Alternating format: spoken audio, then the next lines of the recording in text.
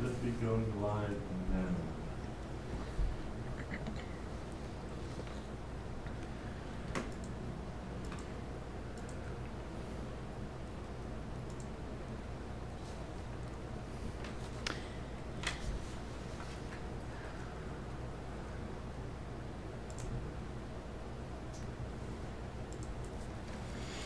Okay, President Paley, I see that we are live.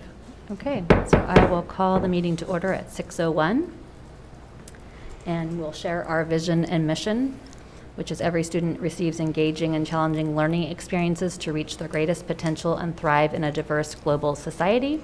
And mission is delivers exceptional, engaging, equitable, and collaborative learning opportunities for all students.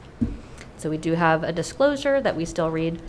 We are authorized by the Governor's Emergency Executive Order issued on March 12, 2020, that the Fort Bragg Unified School District Board of Trustees will conduct Board of Education meetings via video conference, telecommute, and hybrid in person until further notice, which may be September 30th or maybe January, we hear, 2022.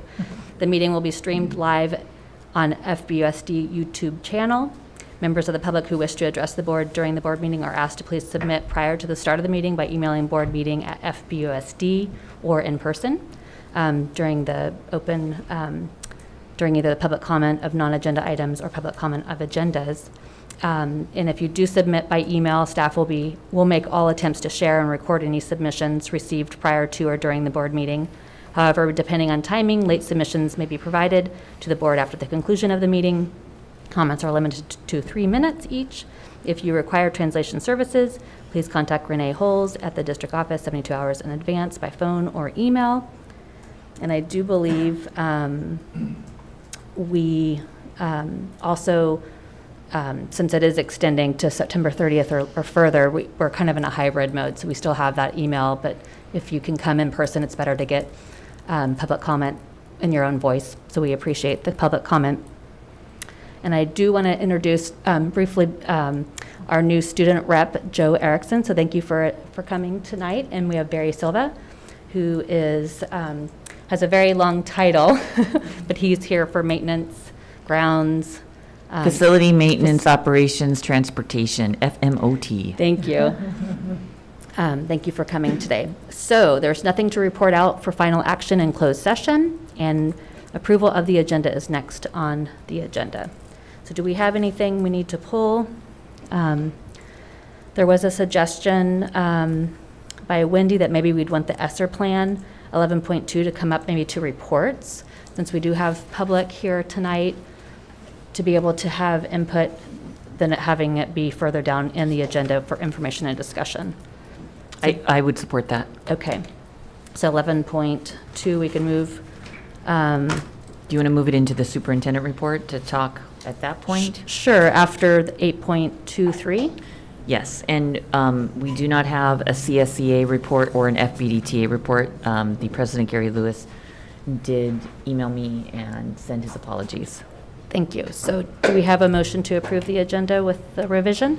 I'll move that we approve the agenda with the revision of moving 11.2 ESSER 2 report to the superintendent's report. And is there a second? I'll second. Okay, anyone object? So, all in favor? Yes. Very good. So moved. So the next item on the agenda is public comment of non-agenda items. So do we have anyone in the public or, okay? I could come forth. We have Raven Deerwater who'd like to speak on a non-agenda item, the school name. Thank you.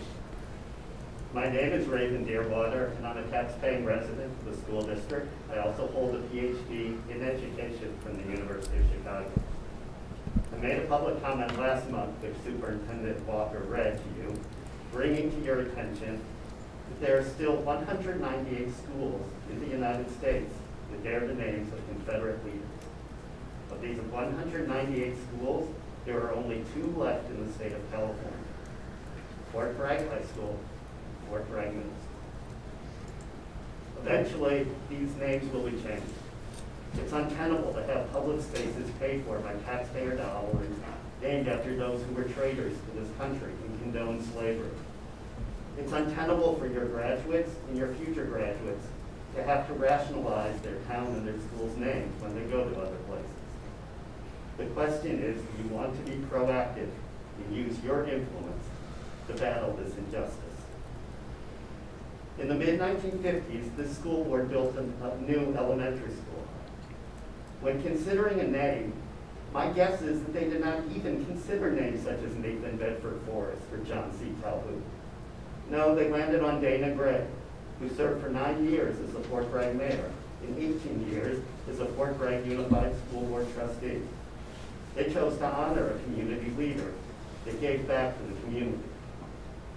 There are community leaders, past and present, you could name the middle and high school for. You could name the schools after animals, flora or fauna. You could name the school after other locales in the district. Personally, I would name the schools after past or current employees of the district who have dedicated their lives for the support and education of our children, as Marin County did a few years ago. However, any name change would be an improvement. All it takes is a little bit of action and a lot of courage to do the right thing. School boards across the country have already done so. You can as well. Thank you for allowing me to address you and for your service to the community. Thank you. Thank you for your comment. Do we have other in-person public comments? We do not. We have one public comment on non-agenda items. I go actually, ahead. probably, will we have Joe speak at the on-agenda items? Or should we have her speak now? She would be non-agenda.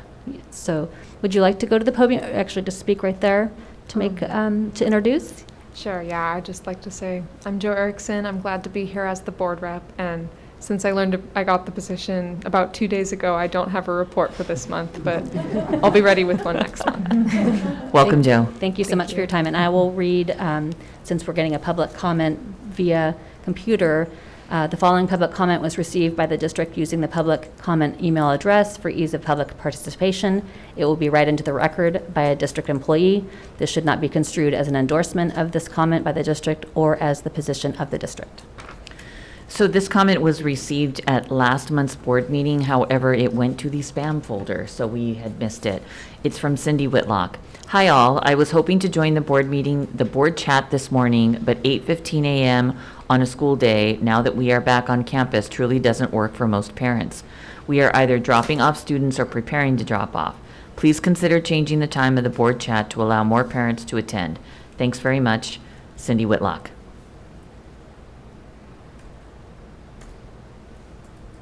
And that's the only comment that we have. Oh, wait, we have one more, I'm sorry. And then we have another one from Leah Shirley that we received on August 25th. To whom it may concern, I am a 69-year-old citizen of the U.S. and need to express my opinion of the August 5th order that the state of California issued regarding mandatory vaccination of healthcare workers by the end of September. I disagree strongly with this order. Citizens, people, should not be forced to make a medical decision or lose their job. Everyone has the basic right to make the choice on what is or is not injected into their bodies. This is just basic human rights. All of us have an opinion about this, and many disagree with the state regarding forced vaccine, which really leaves no choice for the person if she wants their family to survive or not be homeless. It's absurd and quite ironic that the very people that risk their health lives caring for COVID patients so that those people can get back to their lives are now at risk of losing not only their livelihoods, but their homes and everything in their lives that is important to them. This is not right. I would understand and support weekly testing for the virus, but giving an ultimatum to get jabbed or get fired is not only wrong, but disrespectful to these people who do so much and that we desperately need to get through this pandemic. Sincerely, Susan Shirley. Okay, so do we have any live this evening public comment from the email? No, I just checked again. There's Okay, no thank other you. public comment. And so just so folks know, we can't comment on the specifics when something is brought up on the non-agenda, but I do have a folder that I bring to agenda setting, and it's a discussion, and it's something that I'm monitoring as the board president to find out how our governance calendar, what's the priority. Health and safety is really high, and it's really, anyway, I just want to make a comment that these the input from the community is not just ignored. So it's going to the agenda setting every month to monitor and to ask questions on if this is something that we need to look further into.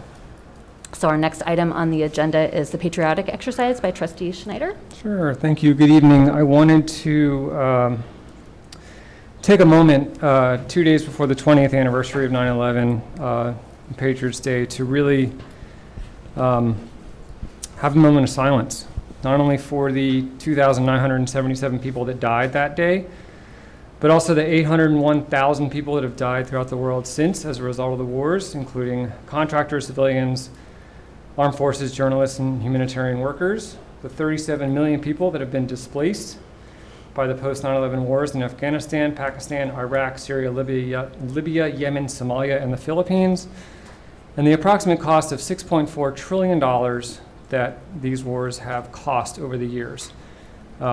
So I know we all get caught up in our lives every day, but just kind of taking a moment to honor all those that have been lost or displaced.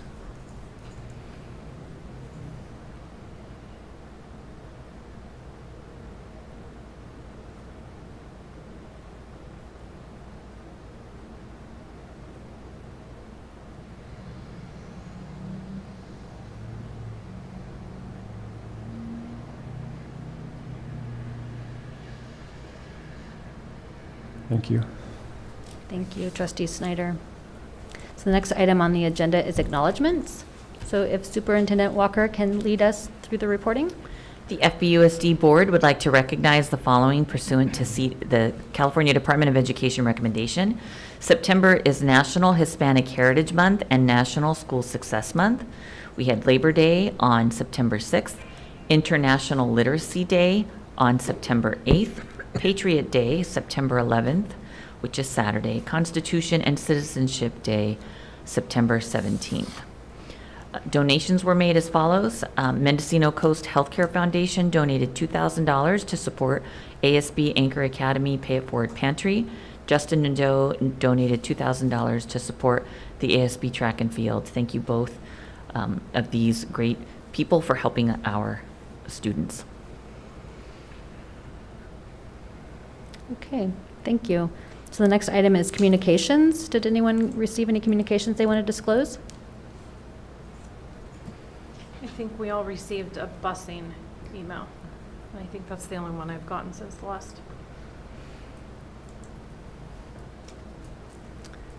I think that is correct. And I just wanted to read briefly, CSBA gives us a daily, maybe weekly roundup. But this one was about tightening layoff laws would further squeeze school districts' ability to budget. And they just expressed what a school district has to go through to be fiscally sound and then the order of business. So I'm just going to read it really briefly. The cardinal rule in budgeting is to know your income and your cost. Unfortunately, California public schools are not afforded this luxury. Instead, our state's education laws require that schools make their budgeting decisions long before they know what their revenues or expenses will be. It is impossible to function at an optimal level working under these conditions and constraints. School boards do the best they can given the circumstances, but the inevitable guesswork comes at the expense of students, families, teachers, school staff, and taxpayers. Right now, the legislature is considering the issue, but not in a way you might think. Instead of providing school districts with the tools needed to manage their finances with greater precision, lawmakers are planning to expand the current arrangement. And this is a bill that they want to have the March 15th deadline for all staff. So that's what the reference is, but it just explained the backwards order that our budget that we have to work with every year. But I just thought that correspondence was written well to know the lopsidedness of this. So we'll go on to public comment agenda items. So do we have any public comment on agenda items? We have one comment at this time, and it was from Cindy Whitlock, whose email made it into spam last month. Good evening, board members and Superintendent Walker. I am writing to encourage you to take the strongest guidelines possible in terms of masking at school. After several positive cases in the very first day, it seems prudent to require masks both indoors as mandated as well as outdoors as is recommended. When you voted last week to follow the state guidelines, which recommended but don't require masks, it felt like you were voting for the very least restrictive safety protocol possible. Why would we not want to be extra cautious? At recess, the students are gathered together in close physical contact, and with limited supervision, letting them choose to wear or not to wear seems foolish when masks are our only protection at school. Please reconsider our local masking requirements to include the outdoor time too. Cindy Whitlock. And we have no other public comments on agenda items. And is there anyone in the room that would like to make a public comment on agenda items? Okay. So the next item on the agenda is reports, and it's 8.1 athletic update. And I believe we have Mark Cimolino from middle school, vice principal and athletic director. Is that? Two hats. Thank you for attending. All right. First update is Giants are 2 games ahead. Oh, Mark, you just made Wendy very happy. Our sports. The best news that we have is our kids are playing sports. They're out there at the high school. We've got all of the sports going on. We have volleyball at the middle school. But with COVID, there's been a ton of cancellations and things that we have been dealing with. We are testing athletes twice a week, and those tests are within 24 hours of a game. And so we have been able to stop. You know, there have been kids that have popped, but we've been able to stop whatever it is, and it has not been spread amongst our sports teams. So that's a really good, that's a positive. So again, they've not been spread amongst our team because we are doing our best to keep our kids safe, testing them. Our coaches are testing them. They're on board, and their goal is to keep the kids safe, give them something to do, and keep them playing safely. So we've had to cancel games. We're okay with that. Other teams are okay with that, and we're working really well with all of our all of the teams, like in our league, preseason. Everybody's on the same page. Safety first. Everybody's testing, and so we're pretty happy about that. Game tomorrow for like the high school is canceled for JV football, but the varsity game is going to be moved from Elsie Allen to St. Bernard's because what we're finding, numbers in sports right now are really low. And so Elsie Allen's program folded. Our numbers for JVs for football are really low, and just overall our numbers are low. And so we are able to find teams to play. We're able to go up and play football at Hoopla at St. Bernard's on Saturday.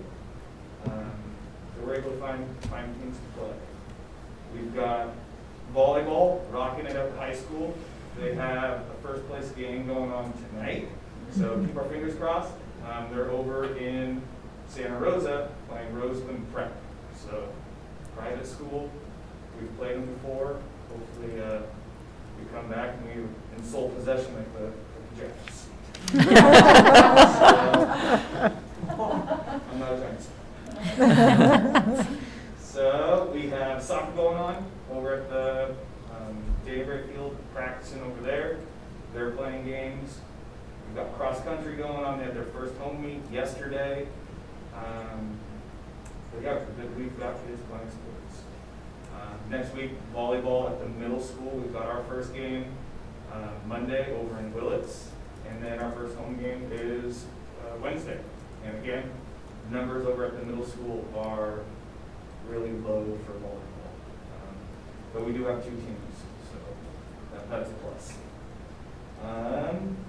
Other than that, we got kids playing and we're doing it safely. So that's the sports update. Thank you, Mr. Cimolino. Any questions? Yeah, does anyone have any questions?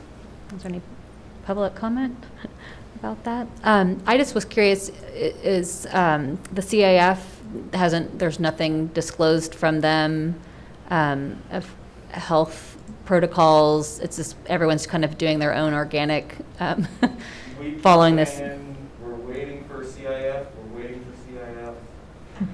and they're just following the CDPH guidelines, which are so vague at this point. They just changed to where the masks have to be worn at all times when you're inside, but outside they haven't really changed to where it is optional when you're playing the sport outside. And they don't have the tier system like it was last year. They are very vague. They're just their basic guidelines and recommendations, nothing concrete. This has been discussed at the superintendent council meetings that I attend every week. We are all in the same boat in California. CIF is not going to put anything out until CDPH becomes more specific, and no one is going to take on that responsibility right now. The guidance that came out on September 1st from CDPH had just enough ambiguity and vagueness attached to it that it provided no helpful additional guidance that we were hoping to receive. The one clear thing that did come out in the September guidance was that the indoor masking was absolutely mandatory. It was required. It is not optional, and schools could face legal action for not adhering to it. So the one thing that it did come out with was more teeth on the indoor masking. So we know that when we have a volleyball game next Monday, the players will be masked in play. The spectators will be masked during the game. And if you don't want to mask, then you're not going to be allowed entrance into the gym, unfortunately. And it's carrying on over to, like, referees are extremely hard to find. So that's been a lot of the cancellations, is because we don't have officials for these games. And then depending on where you go, there's schools that they're not even allowing spectators. Then how do you get there? Because you drive and then you can't go to the game. So it's been really difficult. But again, we're out there and we're doing it safely at this time. So. Great. Thank you so much. Yeah. So the next item on the agenda is Superintendent Report 8.21, LCAP update from Mendocino County Office of Education. So I received an email from Jen McCauley with updates that needed to be corrected in our LCAP. There are a few metrics that we need to add to address the state priorities. I will be working with Jennifer McCauley tomorrow. She's coming in to Fort Bragg in person, so we're going to meet and discuss those. And then there are a few things that we have to allocate as far as priorities with the budget. So you will see some revisions coming at you next month. You probably won't even notice them, to be quite honest with you. I will, but you probably won't. And our administrators will, because there are more metrics that we have to now consider. So that's always fun.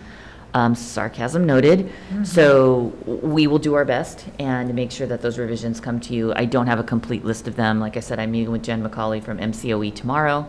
We'll be able to hash that out and hopefully have it done within the next week. Okay. The next item is the shade structure installation update. Okay, so the shade structure projects are set to go to DSA, Department of State Architect, in the next 2 to 3 weeks. Even though the shade structures themselves are considered DSA pre-approved, they still have to go through DSA for approval, because we had to have accessibility reviews done at every school site to make sure that we had accessible restrooms, path of travel, all that stuff. So best case scenario, DSA approves them by the end of October. Once they're approved, we can place the order for the shade structures. The turnaround time for fabrication right now is 10 to 12 weeks. However, I talked to the sales guy today, and he said during the winter that slows down.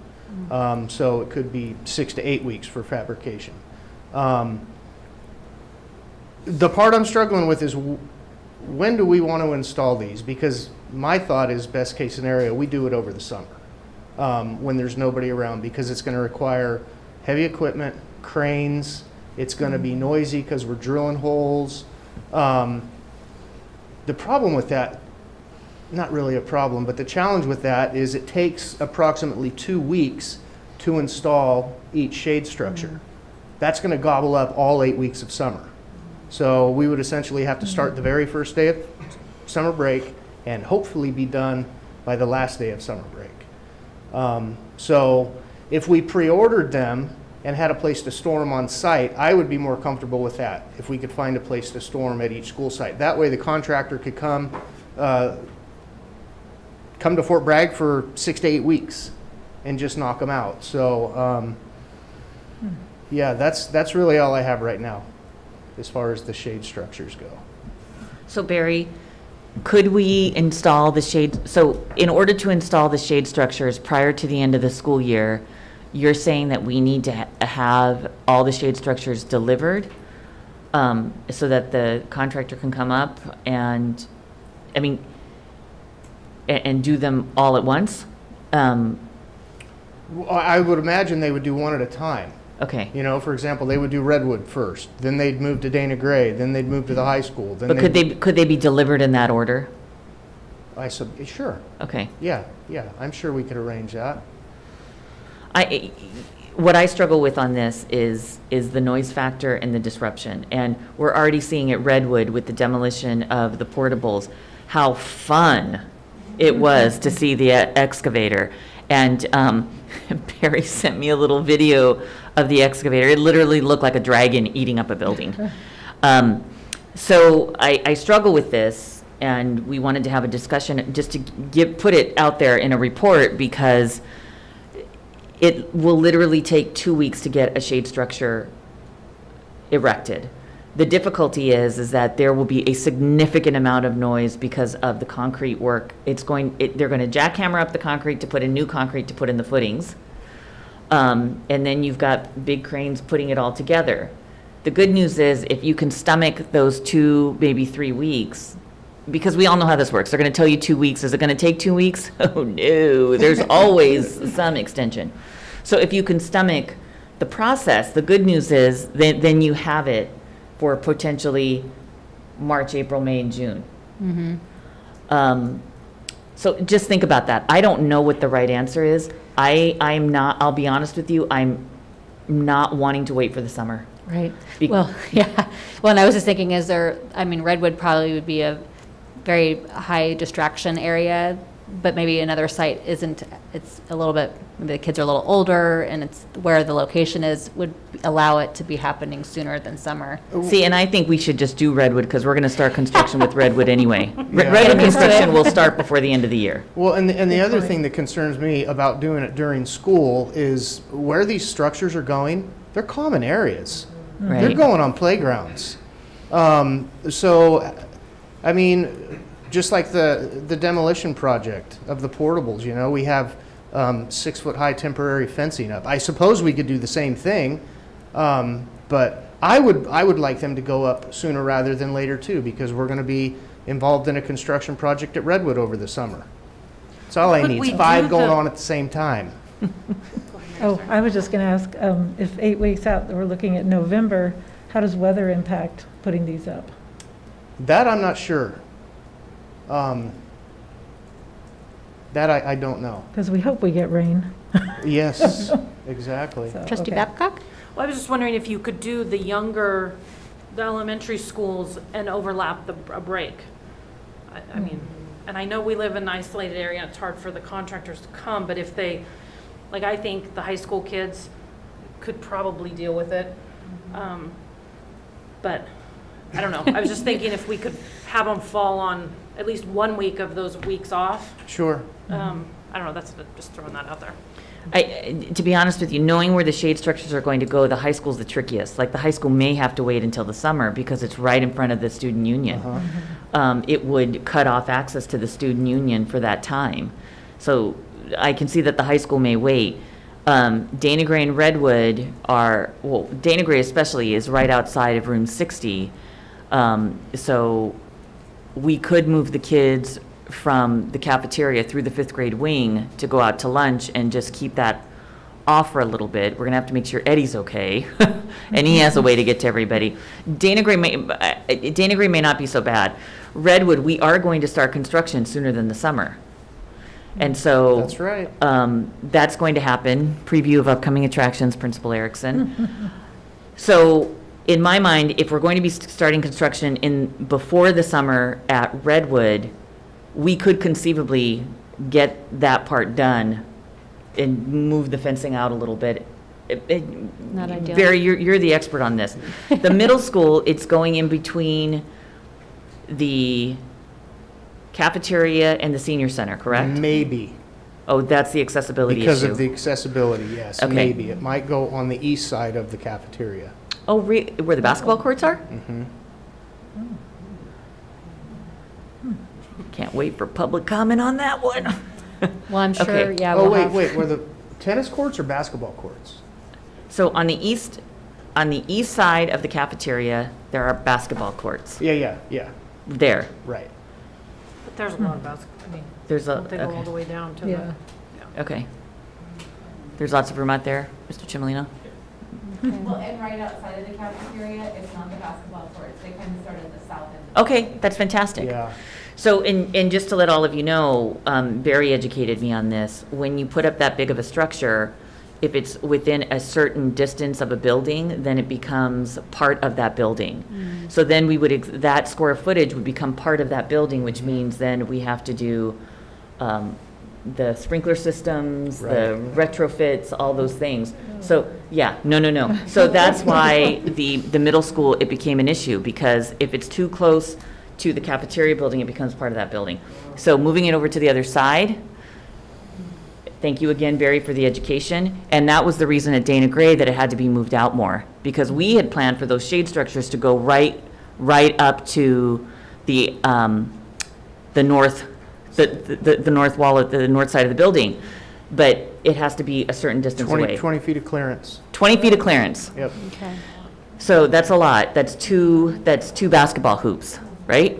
Because from net to ground, it's 10 feet. So that's two of those. So is the high schools going to be that far off of the student The union? high school doesn't have to be because of the way the student union's constructed. They're basically a firewall. It's a firewall from the gymnasium. So, Oh, great. yeah. I thought that one was going to be the issue. However, it's not because of the way the gymnasium and the student union are constructed. So, Perfect. Okay, I'm sure staff will figure all of these, Yeah. these issues out, but thank you for reporting. Sure. Because I know people are anxious to have a shade structure for all kinds of weather. it's going to make a big difference, I think, for every site. And they'll be outdoor, I mean, they don't have to be used for lunchtimes. They could be outdoor classroom areas as well, which is a big deal. So when we get closer to this and we get to a point where we are going to be able to pinpoint construction times, this is going to be brought to you again so we can talk about the when. Just so that it's very public, people can provide comment, and we can pick a time that is very public, super transparent, so folks know when that's going in. And is there any public comment Let me check. virtually? While we're waiting for Yes, that? we do have one public comment. It's from Cindy Whitlock. For Is it shade? Yeah. For the pardon? shade? For the Yeah, shade very structures. good. Is it possible for there to be temporary canopies put up at the elementary schools for the time being? The parents' clubs could possibly help to purchase some 10 by 20 canopies. So we have, I'm not. Yep. Okay. So that would be a good site question. So. Do you want me to answer it? Well, no, where they could contact the. Oh, Yeah. contact Yeah. the site. As a sidebar, we did purchase 10 by 10 canopies. The hard part with canopies right now is that they're blowing away if they're not anchored. Safety, yeah, safety. Thank you. But Ms. Whitlock, you may contact Ms. Erickson for more information, or myself.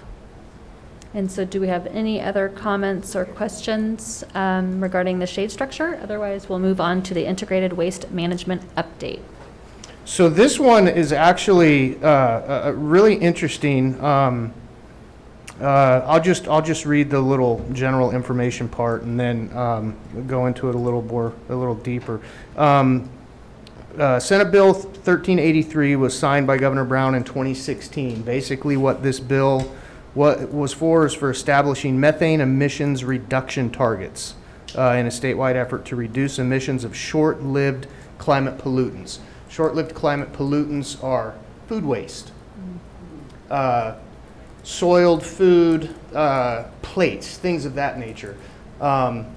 It's said that these short-lived climate pollutants are the third leading cause of greenhouse gases in our landfills. So I found this very interesting. So I started reaching out to Mendo Recycle, Waste Management, all these different organizations that do nothing but recycle, reuse, so on and so forth. I met today with a senior scientist from Cal Recycle, and then yesterday I met with the education, what is she? She is the education, recycling education coordinator for waste management over in Ukiah. Both amazing conversations, but the thing that I gathered the most was from the gal at Cal Recycle. While this goes into effect January 1st, 2022, they still have no idea how they're going to implement it. They're still working on how they're going to implement it. In the meantime, I basically explained our situation, what we're doing. She said, as of right now, you are 100% in compliance with integrated waste management, which is a good thing. However, we can do better. We can do better with recycling food waste. And I've actually had a couple discussions with Pilar about how we can accomplish that. The gal from Waste Management wants to come train, do education type things with Redwood students because they're going to be the easiest target. You show them how to do it once or twice, bam, they got it. They'll do it for the rest of their life. Then they'll go home and tell their parents what they learned at school today. As you get up in age, it gets a little more difficult because not all high school kids, but if there's not a garbage can close by, or middle school for that matter, it's going on the ground. You know, I've seen it. So we need to figure out a way, and I'm really going to utilize these two resources, figure out a way how to do better, how to educate the students and the staff and the community as well. The school district, we have a huge impact on this community. And if we're doing our part and we're showing that we're doing our part, it would hopefully carry over to the community as well. So, like I said, this has been fun. Way more fun than dealing with anything COVID related. I'll deal with garbage all day. So, but like I said, the whole goal behind this is to reduce what goes in landfills. And I think it's very doable. Well, thank you for providing that backup information, because our board policy that we will approve later scared me a little bit because I wasn't sure how we were going to meet the bill of of everything that's required. So yeah, we're incomplete. There's actually there's 3 assembly bills and then this Senate bill that are all related to this. And talking to the gal from Cal Recycle and Waste Management, we weren't on the list of the naughty list for Waste Management. She knows everybody in the county who's on the naughty list. She's like, you're not even on the list. I'm like, well, that's good. We don't want to be on your list. What about waste with electronics? That's all recyclable. And where does that? We can actually take that to Casper Transfer Station. Okay. You just bring it all. Yeah. Nothing has to be, okay. So that's covered. That was the part that I was worried about. Does anyone have any questions for Barry Silva? Okay, thank you so much for your report. Sure. And you're welcome to stay as long as you'd like, or you could exit. Is this my out? That can be your moment to pause and leave. And Joe, you as well. You can stay as long as you'd like. If you'd like to stay until the action items or stay to the very end, you're welcome. I think I'll leave as well. Thank you. Okay, thank you so much for your time. Thank you, Barry. Thank you, Joe. We're very excited to have a student rep to be able to bring back opinions and comments. So our next item on the agenda is actually what we moved, 11.2, the ESSER plan see, ESSER 3 expenditure plan. No, I don't need it. So I put together a little summary of, pulled that out of the original list of proposed things that we were originally talking about with all the different resources, and pulled this one out separately so you didn't have all of the other things staring you in the face and confusing on the paper. So this what you have here is what we originally looked at doing with this ESSER 3 part of the American Recovery Plan dollars. As we move into these other resources, you will also find that they are using some ESSER 3 dollars to fund part of AB 86. They added 5 more resource codes. Anyway, so this was our original proposal for the use of most of those funds. And you can see that the shade structures, which are already in progress, and replacing the windows at Redwood for ventilation are already in progress as well. The other pieces that we originally were thinking we could use were for upgrading our tech infrastructure and for updating and replacing Chromebooks that have timed out. But now we've had more information, and we are required to use 20% of this money for evidence-based interventions to address learning loss, including academic, social, and emotional needs. So we've started talking at ADCO about ideas for this, and Becky has participated in a couple of other parent group meetings, and I believe, was it talked about it all this morning in the board chat? We didn't, we had employees at the board chat. Oh, okay. So we need to look at what we might want to consider doing with that. It will mean moving those 2 tech pieces out to some other resource, hopefully, and probably trying to scale back or use some other resource to fill in for these other 2 larger projects. The other 2 projects have a little cushion in there for cost overruns, which inevitably will happen, but there may be a little more in there than we absolutely will have to use. But we have other funds to kind of backfill that if we have to.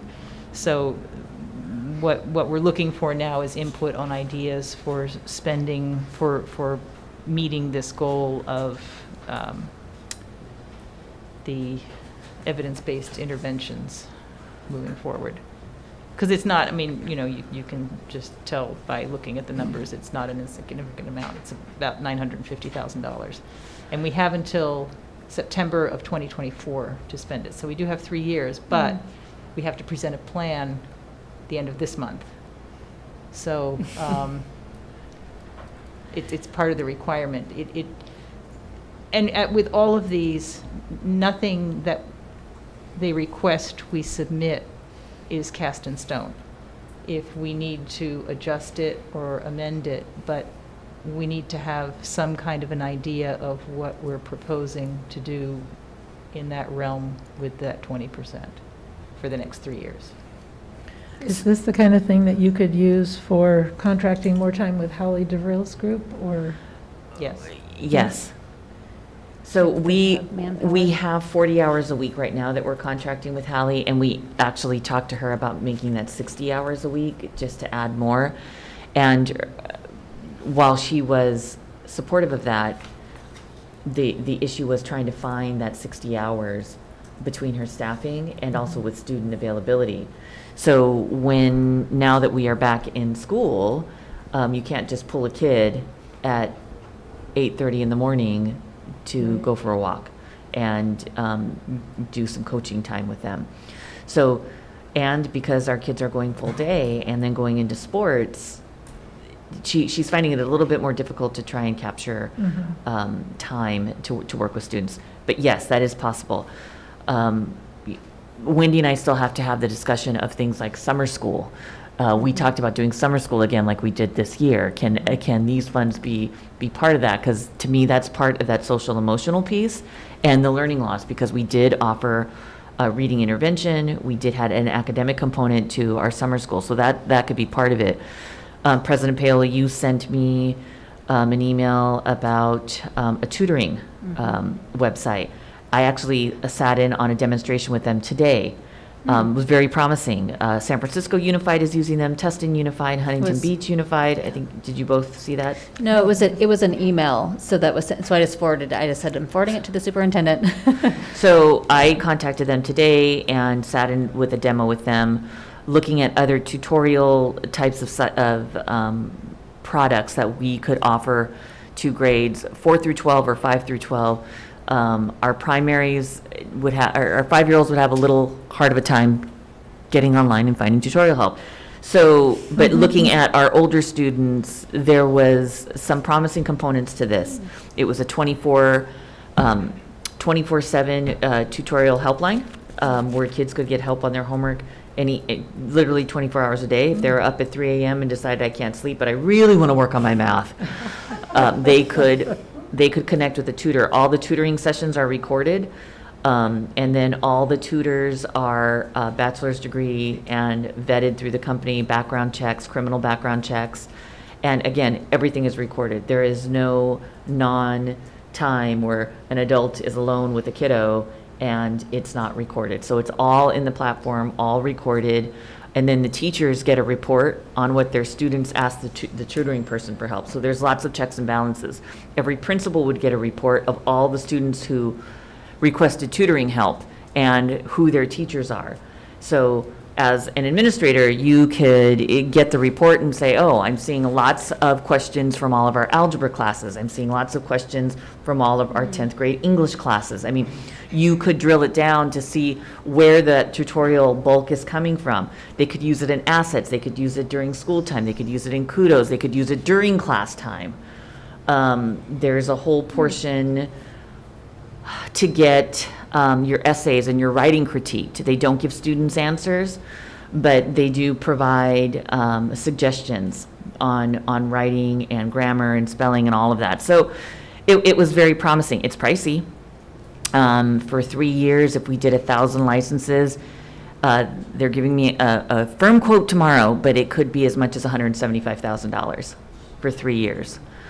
But that's because what you're paying for is 24/7 support, and it's Now, personalized. Is that 1,000 kids for the 3 years, or is that 1,000 kids at a time? 1,000 kids per year.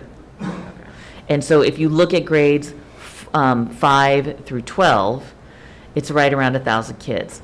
I explained to them that we don't want to take every kid from Fort Bragg High School and say we're giving you a license. You know, my son goes to Fort Bragg High School, but my son is in the severely handicapped program. He's not going to be getting tutoring. So that license needs to go to a student who would use it.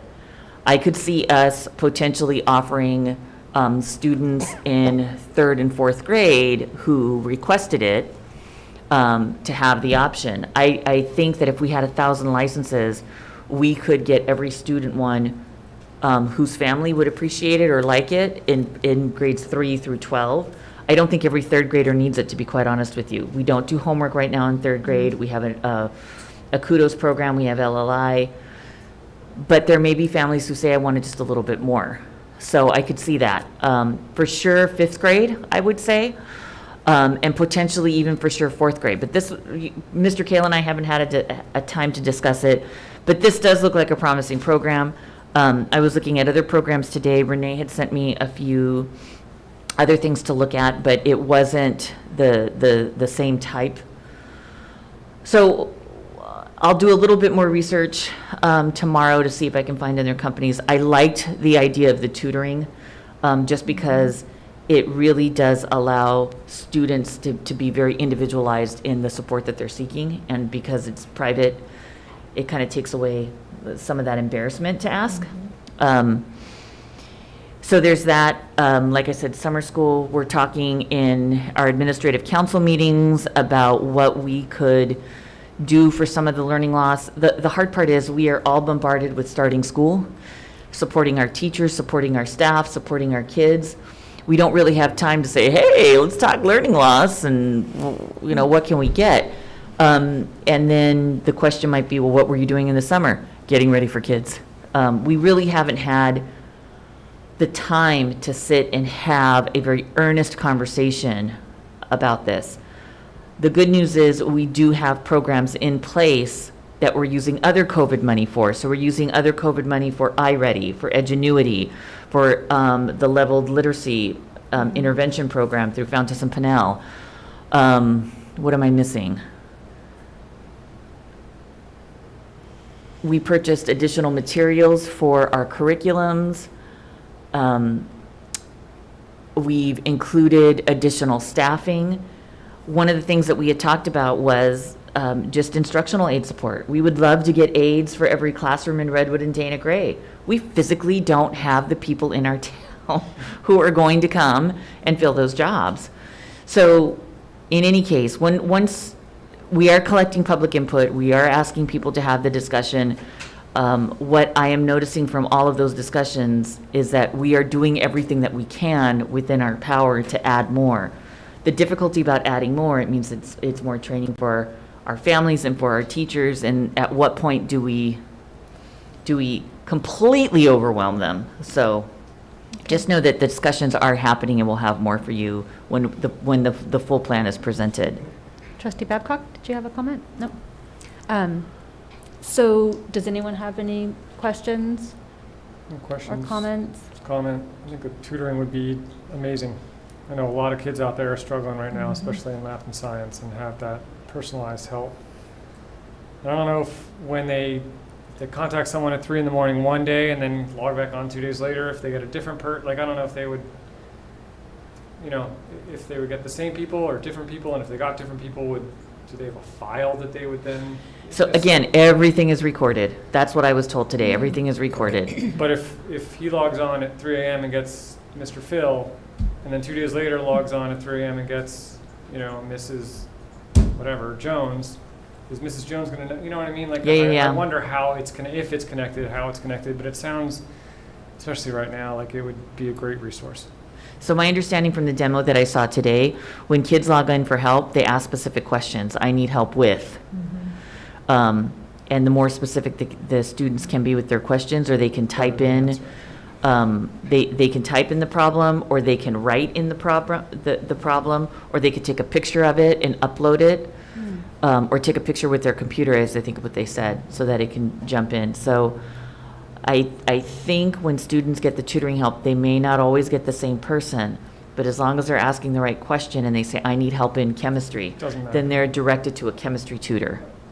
And actually, that can be helpful, that slightly different way of describing something and instructing, and the light bulb goes on, so that's not a bad thing.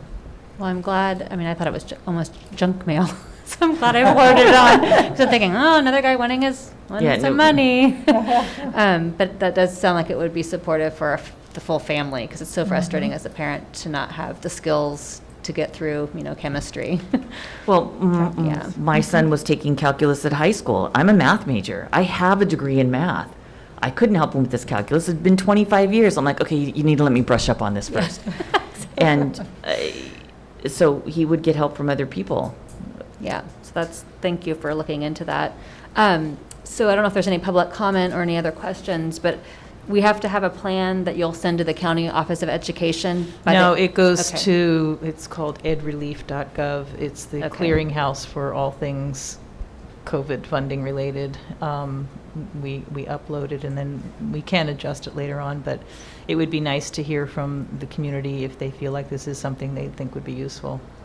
You have to have this by the end of the month?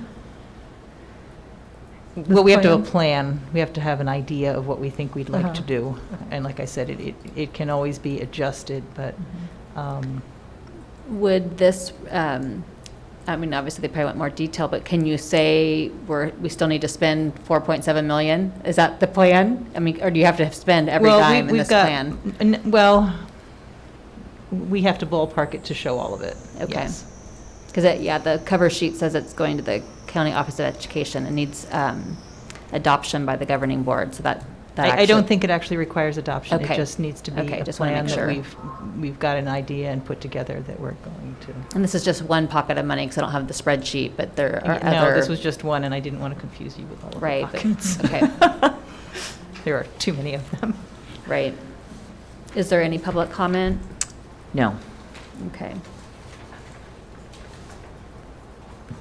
So, So you just need us to say if we're highly against this or anything, right? You don't, I mean. Yeah, we were just, bringing to you things that we had thought of and are still thinking of, and we're still tossing it around. But that's one piece that would eat up a lot of that. And some of the other things we've talked about doing, like continuing the summer school option, is something we could certainly move into there. Because we had planned on doing that at least 2 years, we could add a third year of that expanded summer school. That's a thought. Do we know, do you have a ballpark on what that cost? Not to yet. do all the, I don't yet. I haven't looked at the total cost of that yet for this year. We've been closing out last year. So. because from what the public seemed to say, it was pretty amazing. Yeah, no, it'd be great if we could do that. So I think that'd be a good thing to probably put in that we're planning to do, because it would allow us to expand it another year at least. So. Right. And just while we're on the topic of summer school, there have been reports about expanding summer school to 6 weeks, and I just have to be very clear with everybody. I don't think that's a good idea for our town. I'm just going to leave it at 4 weeks is plenty. 4 weeks is great. Well, I don't have any objection to any of these ideas, and I know in normal years, summer school is hugely important, but especially important now. Okay, so if there are no public comments, this is just a report, but we'll be provided with an update on how that's, what the end up, maybe the report that you submit. Yeah, we'll bring the completed plan that we're going to submit to you Okay. next month. Great, thank you. And so that moves us to 8.3, but there is no report for CSEA, and there's no report for FPDTA. Correct. So now we move on to the approval of the agenda consent items. So is there anything that we need to pull?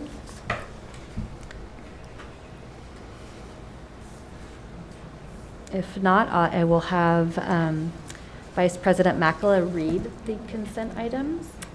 Okay, we have 9.1 warrants, 9.2 the minutes from June 17th, June 23rd, June 30th, August 2nd, August 19th, and August 25th, 2021.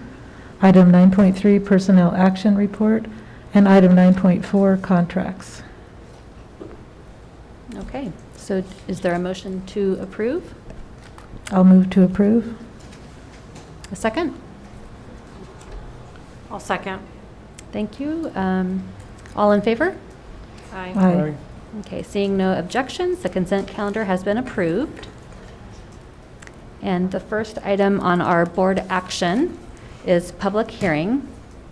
And this is to consider acceptance of instructional materials, fund assurances, and adoption of Resolution 2108, certification of provisions of standard aligned instruction. So I will open the public hearing at 6:58 p.m. And Vice President Makala, if you could read the Resolution 2108. Okay. So dated Thursday, September 9th, 2021, the purpose of this public hearing is as follows. To determine whether each pupil in each school in the district has sufficient standards aligned textbooks or instructional materials or both. Board comment and public participation is to be sent to board meeting at fbusd.us.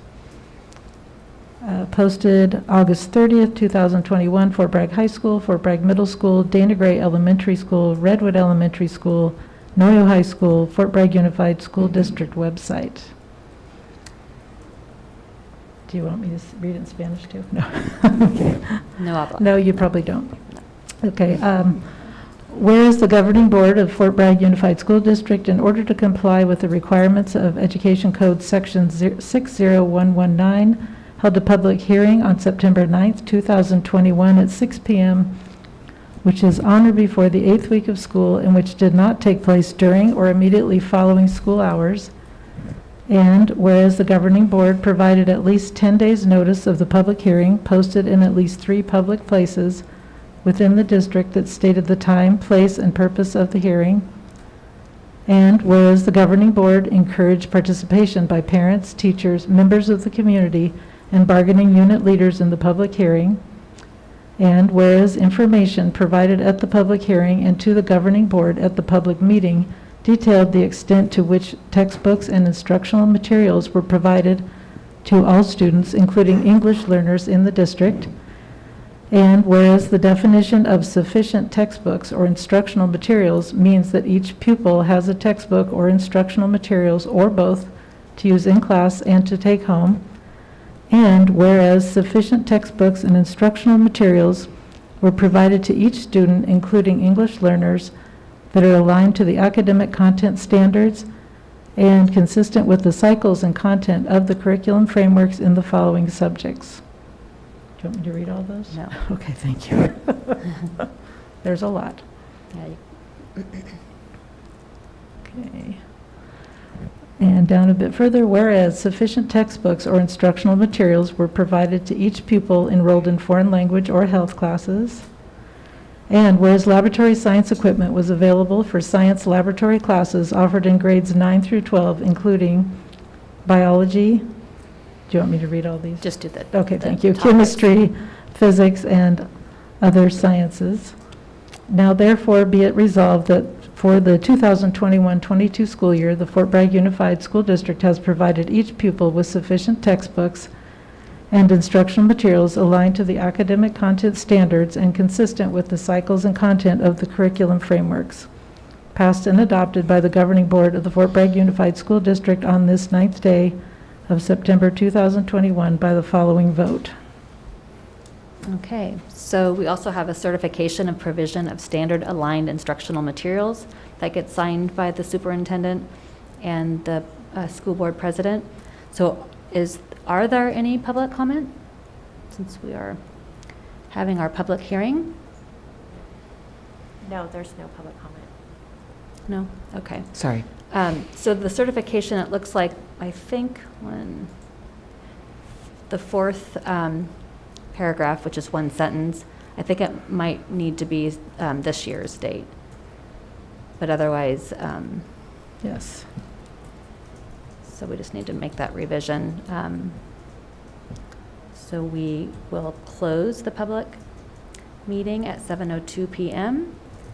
And if there are no questions or public comment. There's still no public comment. May I have a motion?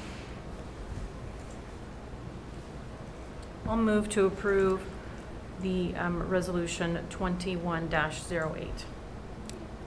I'll second. And the certification. Oh, sorry, there's a comment, okay. And the certification. In a second? I'll second. Roll call, please. Trustee Schneider, Yes. President Paley, Yes. Trustee Makala, Yes. Trustee Babcock, Yes. and Trustee Mattson is absent. Motion carries. Thank you. So the next item on the agenda is unaudited actuals. Okay, so I did send you, like I said, the meat of the work on Friday, and we were still collecting little bits from the county and everywhere else. So the rest of it is completed too, and then, so I included that yesterday, and it's included in the rest of the packet. The other funds that are there and some of the other supplemental reports that are required by the state. The first part of it that I sent you before, we always look at the unaudited actuals compared to the estimated actuals in the original budget. And I usually like to be reasonably close on those, but this year the original budget was, the sky was falling, and then the actual budget came out, which speaks to the CSBA thing you read about, why do we have to do this before we know what the real numbers are?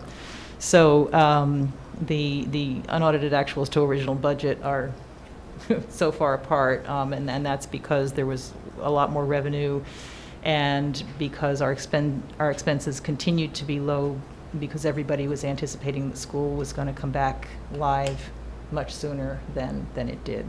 So there were a lot of costs that were considerably lower, and I think in the one chart, the revenues were up 7% and the expenses were down 2%. So that accounted for a lot of that.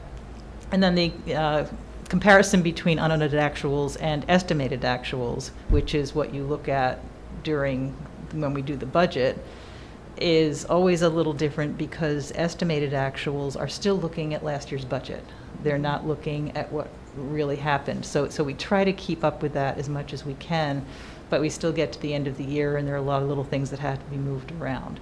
So there's always still some difference between the estimated actuals and the unaudited actuals. So what you have now is what actually happened. So you can see that we do end up with a fairly healthy bottom line, and a lot of that is due to one-time monies, the COVID relief monies that are going to be used up over the next few years. So that bottom line is going to continue to have quite a bit of those in there. And because there were so many things that the uses for the COVID relief money sort of duplicated some of the other funding we have, we didn't end up using some of those. So we're carrying over more of those as well. So when you look at the detail in the packet for the SACS report, you'll see that there's a large supplemental concentration carryover. And we've discussed this with the county, and they agreed that it's perfectly okay to carry it forward as long as you're identifying it. And once we run out of the duplicated funds for the same purpose, then we can start diving into that, and we'll have plenty of it to continue some of the things that we're doing now that we hopefully we'll find to be successful. So some of the other different or new things that you'll see, there's a new Fund 08, and that's because of GASB 84. We're required now to show at least a summary of the ASB activities in the financial statements. It kind of helps everybody know that we really are looking at the ASB accounts and that we are keeping track of what they're doing and that they are doing them correctly. You'll see a new Fund 21 that accounts for our bond proceeds and expenditures is in there. Funds 68 and 69 that we had before to account for our health and our dental and vision insurance is gone because we are now direct paying. We're not self-funded for those. So there was no reason to keep those open any longer. We closed them actually earlier this year. You approved that closure and transferred those funds into the special reserve. Couple of minor adjustments that still have to be made. Our indirect cost rate, when you look at the formal packet, and I'm disclosing these because I'm going to fix them tomorrow, and so you need to approve what's going to go to the state. So there was one place where there was an adjustment that needed to be made to one of our indirects, and it's going to be a difference of about $18. So that's not going to be a huge thing, but I want to show the county that I'm disclosing all of it. And there was an invoice from SELPA for our special education local plan area for psychologist services to the district. I'm not positive about that amount yet because we don't have the invoice from the county. So that will go in and be in our special ed program. So those are the two things I know are going to be different from what you have in your hand. We have a couple of very positive things, very unusual positive ending balances. There was no contribution required to transportation because we weren't transporting kids for most of the year, and a lot of the costs of those employees, because we were required to not lay off transportation workers, were funded. We used them, repurposed them, so to speak, to deliver food. So they were paid for out of a different pocket. So we actually had a balance of about $155,000 there, which we will, I'm sure, eat up this year. Nutrition services, they worked unbelievably hard to feed all those children for all of this time, and because there were so many more kids that were fed than were just our district, the revenues were much higher. And so they actually ended up with a surplus. Wow. The other thing that will continue to help that, I mean, I don't anticipate a huge surplus every year like this, but I do think that we'll be much closer to breaking even with the universal feeding programs, because those reimbursements will continue for every child that eats a meal. So that will, I think, continue to help us. That and Pilar's dogged determination to keep costs as low as possible. She does a wonderful job with that. So I'm anticipating again that we'll probably go through some of this in future years, but we will, we're going to be a lot closer to break even, I think, because of those programs. So that'll be nice if they're maintained. One of the things in the formal packet that we are looking at is, it's called Form CEA, it's classroom personnel costs. And this is one of those things that's been being talked about for the last few months, that districts are going to have a hard time meeting because there weren't staff in classrooms for a lot of the time. So we're short by about 2.95%, and I've talked to the county about that, and we are allowed to request a waiver, and they said they will absolutely be granting waivers to the districts. There are several districts in our county that are not meeting this year, so that's going to be fine. But and it's because we had certain costs that are usually counted towards that were paid for with federal COVID funds that get excluded because they're federal. So they are allowing that sort of waiver for the 1 year. With the closing of this Fund 68 and the other one-time carryover dollars, we have reached the 6% board required reserve, in addition to the required reserve for economic uncertainty, which I'm unbelievably ecstatic about, because I'm a little concerned with our enrollment numbers and where we're going to be in 3 or 4 years with funding. It makes me a little nervous, so having that is nice. And then I am working on that budget by site workbook that I gave you a couple of years ago. The unfortunate naming of it I'm going to change, but because I hadn't seen the movie before I named it. So we'll be renaming it, and I'm going to try to have that for you next month, but worst case, I'll have it for you in November. So, do you have any questions on anything that's in the unaudited actuals? If you could just explain to the public, because there is maybe a false assumption that, we're being held harmless this year for our ADA. And so why is, independent study contracts being signed and attendance important now?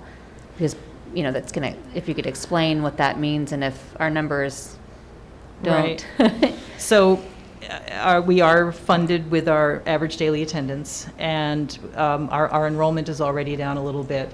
And whenever we have to send kids home because they need to quarantine, we lose more ADA. So the way to help alleviate some of that is to do the short-term independent study packets, because they can be done for up to 3 weeks. And it's an unbelievable amount of work for the sites, but for every day's worth of work they turn in, they get credit for attendance for that day. We are going to take a hit because not every kid is going to turn in every day of their independent study work. We just know that. So that's going to be a little bit of a concern this year. And for 21-22, we're going to be sort of held harmless, but it is a sort of 3-year rolling average. So there's going to be a little bit of an impact this year, not huge. Next year is when we'll start to see larger drop-off in our funded ADA. I'm assuming that this year we will be funded pretty much like this past year, but then after that it's going to start to decline. Yeah, which seems so unfair, because if they truly are quarantining, right, they may not feel well. So it seems so unfair to keep them, trying to push them to get their work done, because that's how we're going to get paid. Well, one thing they did this past week was they established a new absence code for quarantine without work. So my hope is that they will look at this and realize how much districts were impacted by this, and I'm actually being overly optimistic probably about the state's motives for this, but in my mind that would be a perfect use for that, to maybe somehow recompense districts for this huge loss. Like maybe you can have half of that back or something. It would be nice if they would look at it that way and not just collect it for no apparent reason.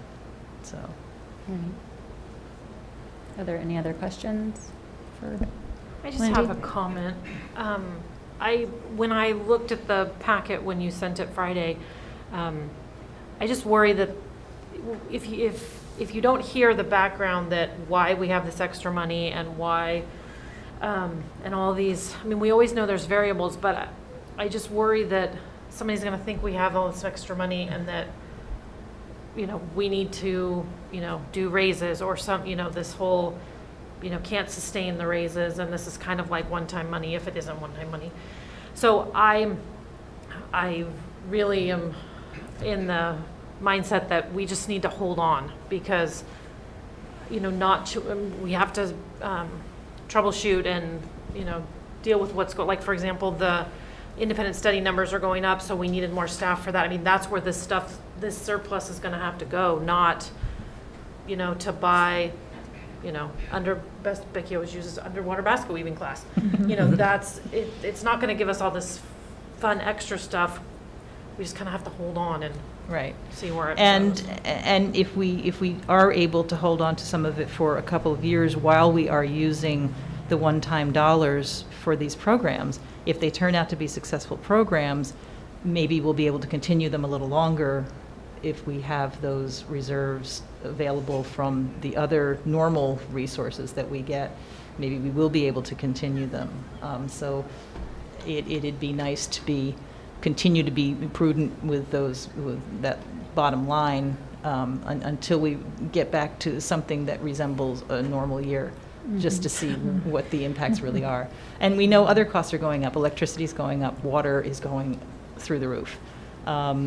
Our heating bills are higher, so all of the other costs are increasing too, and it's something we also need to keep a bit of an eye on. Well, yeah, in the winter with the windows open but the heater on is going to be, they're up Interesting. now. I can't Yeah. imagine what they're going to be like in December. And then I just had one last question because I've never remembered to ask it, but preschool, is that based on the money that we get in enrollment, and that's just kind of how, that's not an encroachment on the general fund? How is that funded, the preschool? It's the state preschool, that's actually Fund 12. It's a Okay. whole separate category, Mhm. and that's not general fund at all. It is its own little world. There are certain general fund expenditures that I transfer into there, for instance, based on the enrollment at Redwood, because that's the kitchen that serves them, for instance. We transfer a certain portion of the nutrition services costs there. Based on the square feet, we transfer a certain portion of the custodial costs there. So there are certain general fund things that are relieved by that it contributes to based on Okay. its share of the use of those. But it is a standalone fund, and it is based on a number of seats. So you get a certain number of seats, and if you fill them, then you get a certain amount per child per day. So is there public comment or any other questions? And if not, may I have a motion? There is no public comment. I'll move to approve item 10.2, the unaudited actuals. Okay, and a second? I'll second. Roll call, please. Trustee Babcock? Yes. Trustee Makla? Yes. President Paoli? Yes. Trustee Schneider? Yes. And Trustee Mattson is absent. Motion carries 4-0. I just have to comment, I'm very sad he's not here tonight to comment about the reserve because Yes. that has been a very passion project for him and he's missing out on that. Yay. One other thing I would like to say to anyone is I always am happy to talk to anybody about our budget, about our finances. If anybody would like to sit down and look at any of this or have any questions, I really honestly am happy to do that. Thank you. So the next item on the agenda is the comprehensive school safety plans, and I believe we have all 5 administrators here this evening, or 6? 1, 2, 3, 4, 5, 6. Actually, I'm not sure if Mark is presenting. The assistant principals at middle school and high school are in charge of the safety plans. Nice. So I think we'll just take one school at a time, and if you could just briefly update us on if there's any changes, and maybe talk about your COVID protocols and how they're working. So we have Would you like Redwood us to go in Elementary. order, or do you want them to volunteer You can and just jump volunteer. up there? If Okay, someone has kids. pressing, yes, Connie. Alternative Ed, Connie Belli.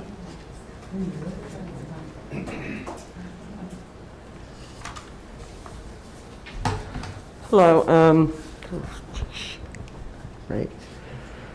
So not a lot has changed in my safety plan. We're in our second year of big picture learning. It's going really well. Gary, I think Lewis showed you last board meeting our new cafe, which the kids are really loving. And they're learning how to make lattes. So soon there will be lattes. Otherwise, it's mostly the same. Our COVID protocols are we're doing well with them. We have some kids that are out, we're giving work to, and we're running along, doing well. And so do you use the parent square to notify families if there's a positive in the case, or how do you? Try to do Parent Square. We also send out a physical letter, but most of our parents don't look at Parent Square, to be honest. Right.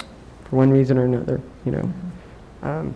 I would like to say that, as most of you know, Carlo Leach had to retire last year, and so we were worried we weren't going to have a counselor, but we do. Hallie has given us a great counselor that is really connecting with the kids. We're still going to hire a full-time counselor, but for now, her name's Brandy Davis, and she's great. She's making really great connections with the kids. So I'm really thankful for that. So, any questions? Does anyone have any questions? And it looks like, I don't know, we get it uploaded on Google, so I don't know if everyone's attached their protocols to their safety plans, but that's a great idea, because it looked like Redwood attached, but I just don't know if everyone has theirs. Yeah. I did not do that. But that's a great, yeah, I just We think can, that's a great idea. we can still attach those. Yes. Yeah, great idea.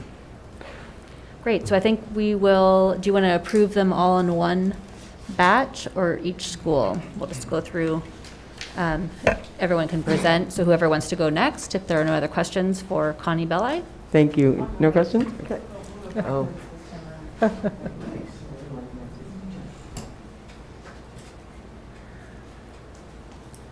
move the microphone up just a little bit. I'm Jamie Alexander, Assistant Principal of the Fort Bragg High School, and our safety plans have been pretty close to last year. Not much has changed.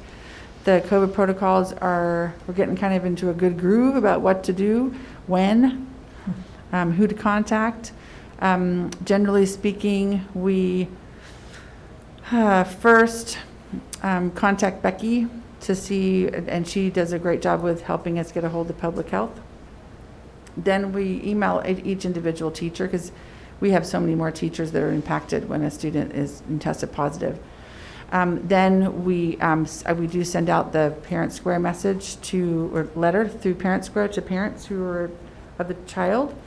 And then we send out an email, a general email to the whole entire staff, letting them know that we did have a positive, COVID positive student on campus.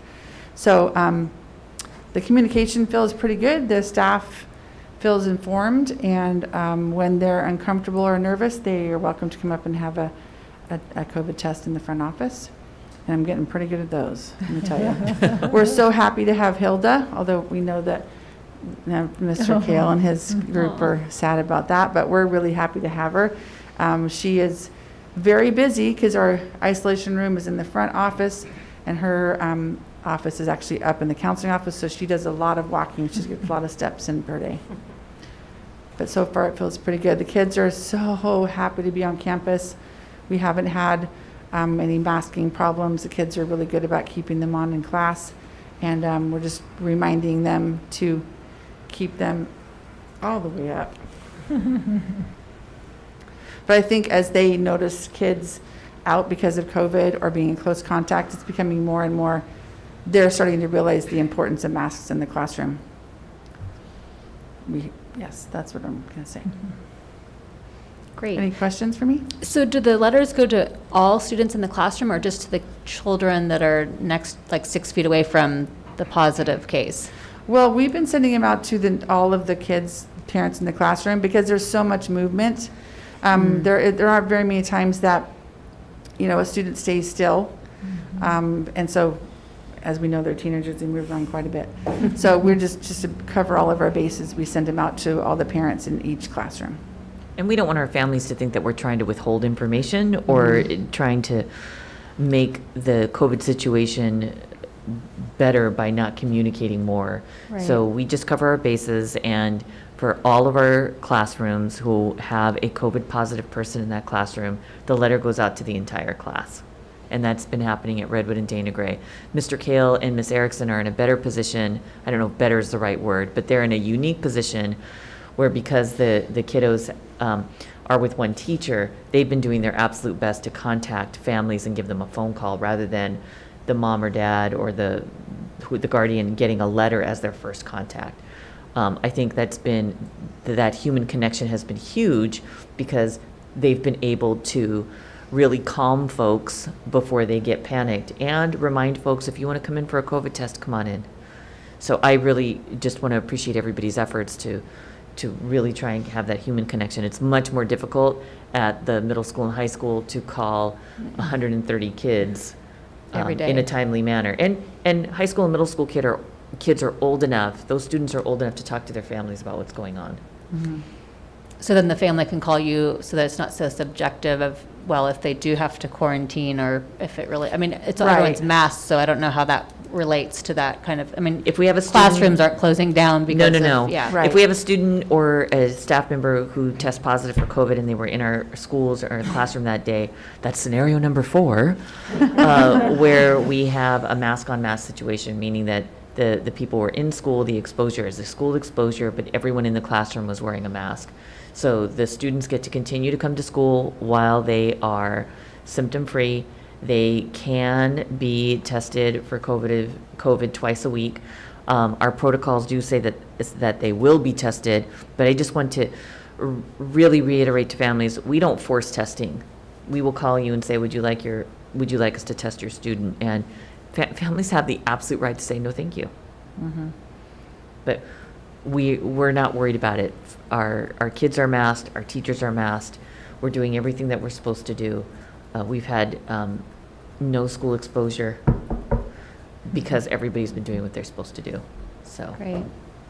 Thank you. And so I think this might be a question for, I don't know who, but I noticed that maybe it's COVID and it's kind of changed and evolved that getting parents at site council where this safety plan would be presented has been slim to none, but this is the first go. So can you clarify, I don't know if it's Superintendent Walker, that this body is really more about opportunity for public input and not so much like in the old days, there was specific criteria that this group, so like when I don't see any parents signing this, it's not making this document less valuable? correct. Here's the reality. The safety plans are actually due in March to the California Department of Education. We have always presented them to you in September because doesn't it make sense that as we start a new school year that we have a safety plan that's current and in place? So if there's anything in here that needs to be drastically changed, we really do have till March. We do it now so that we can show our community that as we start a new school year, we're ready to go. The unfortunate part is we don't typically get lots of involvement until people are angry or irritated about something. So the good news is the safety plans are pretty straightforward. We take them right out of document tracking services that follows Cal OSHA and the Department of Education guidelines. We fill in our information and we're good to go. Okay, thank you for that. And we do have a line on 3 parents to go to our next site council meeting. Awesome. very Yeah, exciting. It's good, Good it's stuff. good to have those discussions. It's not. It's still a valuable time at site council, and that's one of the items that you get to look at. So I do anyone have a any- question that's unrelated to the safety plan, but did you tie-dye your masks? I did. I actually made these for the That staff. purple is Thank amazing. you. I'm going to email you to get. Okay. And I'm kind of excited because this year the teachers, no teachers are probably watching this, so I don't think I'm giving anything away. But this year I made, because homecoming is coming up in a couple weeks, and we have color wars, so I made orange, pink, green, and purple masks for the advisors to wear on Color Wars Day. So, Nice. so yes, thank you very much. As a bleed purple person, that is the true Timberwolf purple. It's Thank awesome. you. Thank you very much. Thank you. If there are no other questions, we will move on to the next safety plan. All right. I'm Mark Chimolino, assistant principal at the middle school. Our safety plan looks very similar to the one from last year. Not much has changed, except for our COVID protocol now is 8 protocols instead of the 4 scenarios. We still have our isolation room. We're working really close with our families. A lot of families come in the morning to, get tested if they feel the anxiety. And that's really, I feel what we've done a good job of is, alleviating a lot of the anxiety with families that just want to come on in. They're scared or they just want the assurance that they're going to be safe on campus. And so the communication between all sites, I feel, it has been excellent. If we feel that, this student has a brother or sibling at another site, we're on the phone, we're talking to each other. It's been really nice, the communication. So we're doing our best. Great. Any questions for middle school safety plan? I just have a comment. I was really happy to see that you mentioned having the extra resources for counseling regarding COVID, so that was really awesome that you did that. Thanks. Yeah. Thank you. Thank you so much.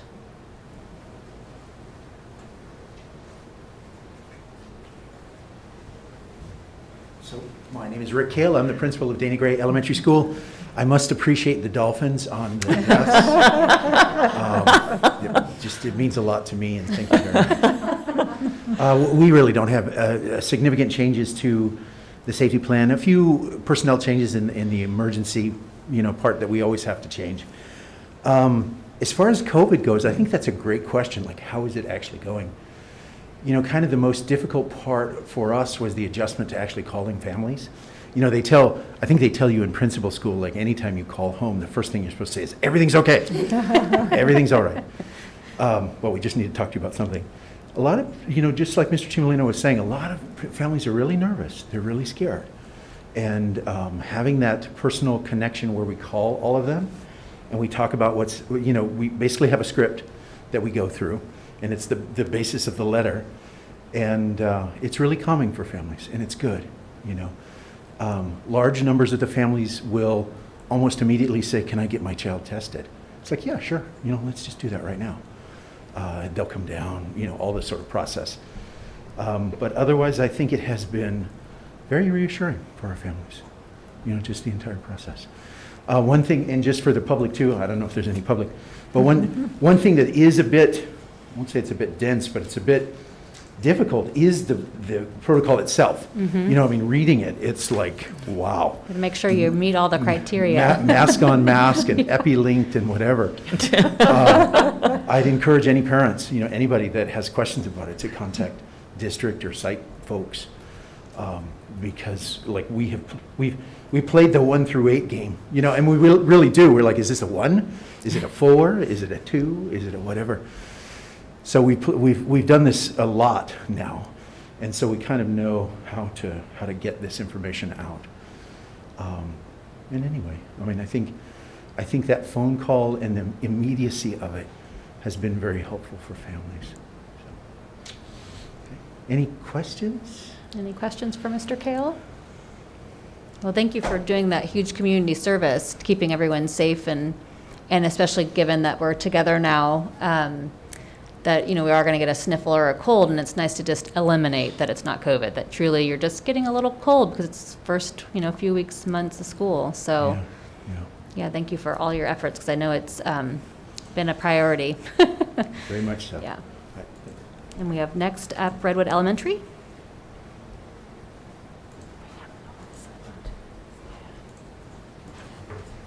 Hello, I'm Lundy Erickson. I'm the principal at Redwood Elementary. Like the rest of us have said, Not too many changes to the bulk of the safety plan. We've updated names, maps, COVID protocols. I would like to, in addition to what my colleagues have said, just give a shout out to the teamwork happening within our admin team. I feel like our communication with each other has been really great, contacting each other when we're identifying siblings, family members, to try to ease that burden on families of communication and just keeping each other in the loop so that we can keep all of our kids safe and secure. And I reiterate what Mr. Kale said about the opportunity to speak to families. It's been great to build some of those connections and to have the opportunity to walk them through some of those protocols and reassure and help them understand all of the steps that we're taking to keep their kids and all of our kids safe. And I also have to say that our kids are doing such a great job being safe. Our teachers are leading the way with masking, hand hygiene, being careful and kind with each other. But man, if you could see our classrooms and our playground with all of the kids doing such a beautiful job masking, it's pretty incredible. When we had all of our kids learning from home last year, I had a little anxiety about whether our TK kids and our kindergartners were going to keep their masks on. And it is absolutely beautiful to see the diligence that they're putting to work each day. And I'm really proud of our staff and of our kids. So it's going as well as it can, I think. Are a lot of the kids wearing their masks at recess? And They are. They are. I was actually, alleviate some.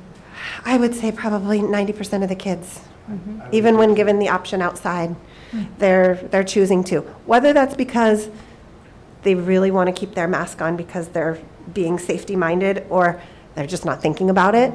They're just used to it.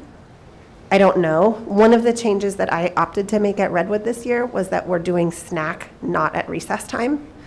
So we built in a really short snack time before the recess begins. It's keeping our playground cleaner and it's keeping our playground safer because we're not eating while we're jumping.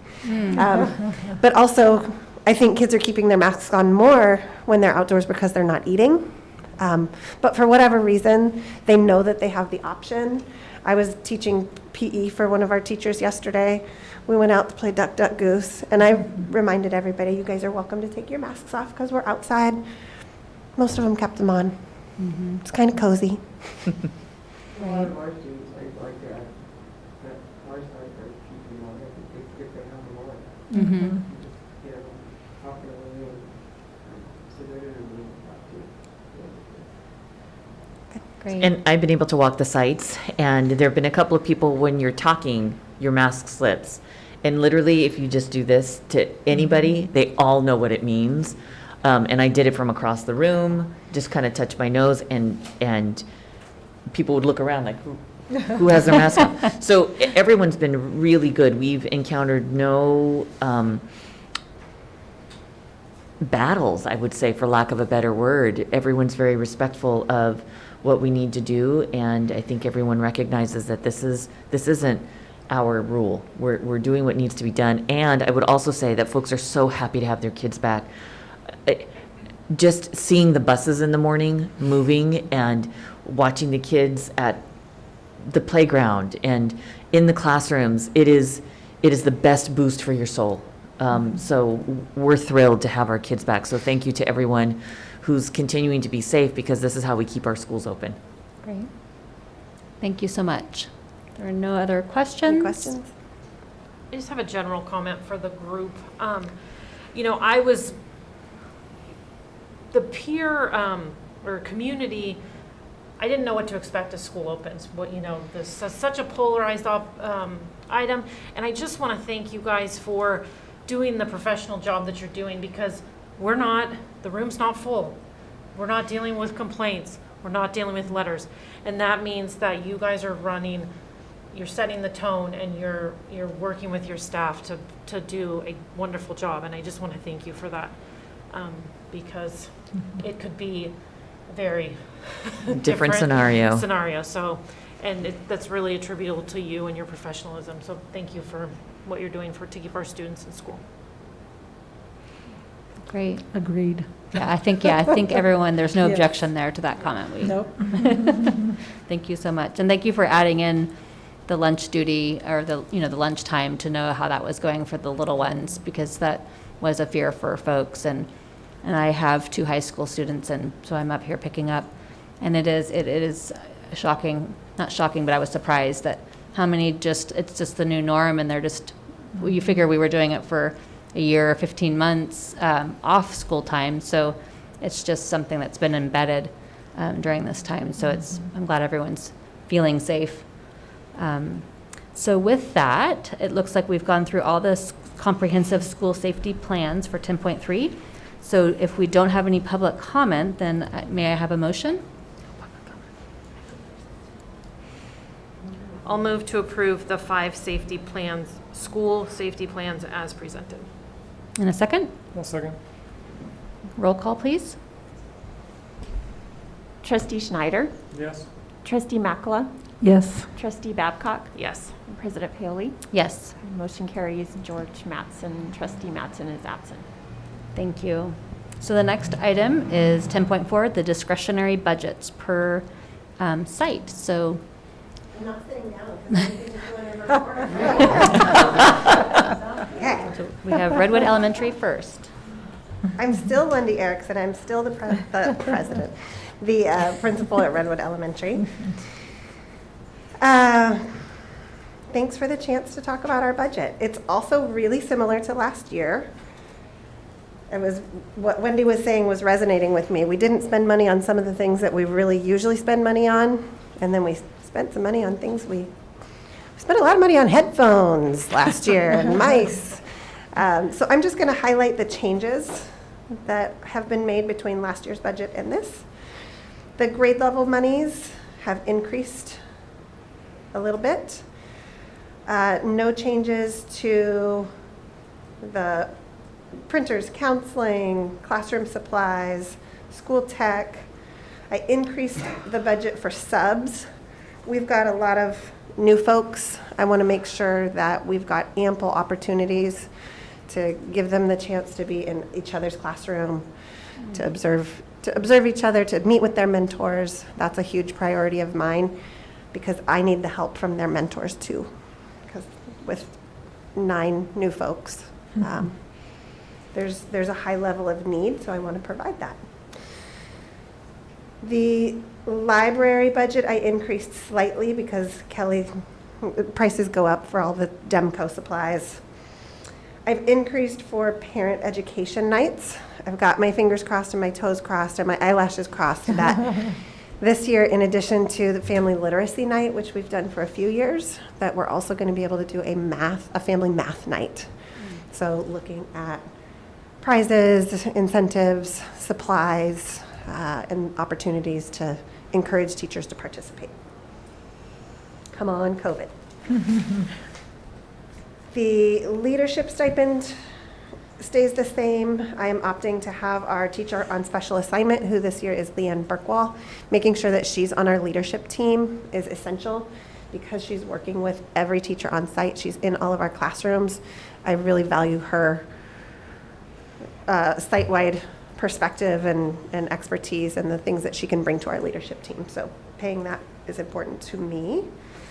Also, the budget for the instructional coach stays the same, playground equipment, same. Postage has gone up. That was one of those things that went way up last year because we were mailing so many CUME files, report cards, all of that, just to make sure that we're covered with that. Copiers the same. Laminating went up a little bit, again, just adjusting for pricing. The office supplies is a little bit lower, administrative budget a little bit lower. Because we have so many new teachers, we had that full day of new teacher training, so compensating the folks who provided the training. That's what those expenses are. And then the last section is site replacements. Artosa has helped me identify some of the curriculum that is part of our district adoption for ELA and for mathematics, that just over time, the poster rips, the Unifix cubes get lost. We need to replace the books and the assessment kit for the ORRs. So making sure that there's a little bit of money on hand to ensure that teachers have those basic supplies that they need to do their jobs well. Do you have any questions about the proposed budget? I don't believe so. Did the letters represent anything, or is this your own internal coding? So that when I'm talking to somebody, I can say, look at line A. Okay, gotcha. Just for touching. Yeah. Okay, very good. Thank you. Absolutely. Thank you. Thank you, Lindy.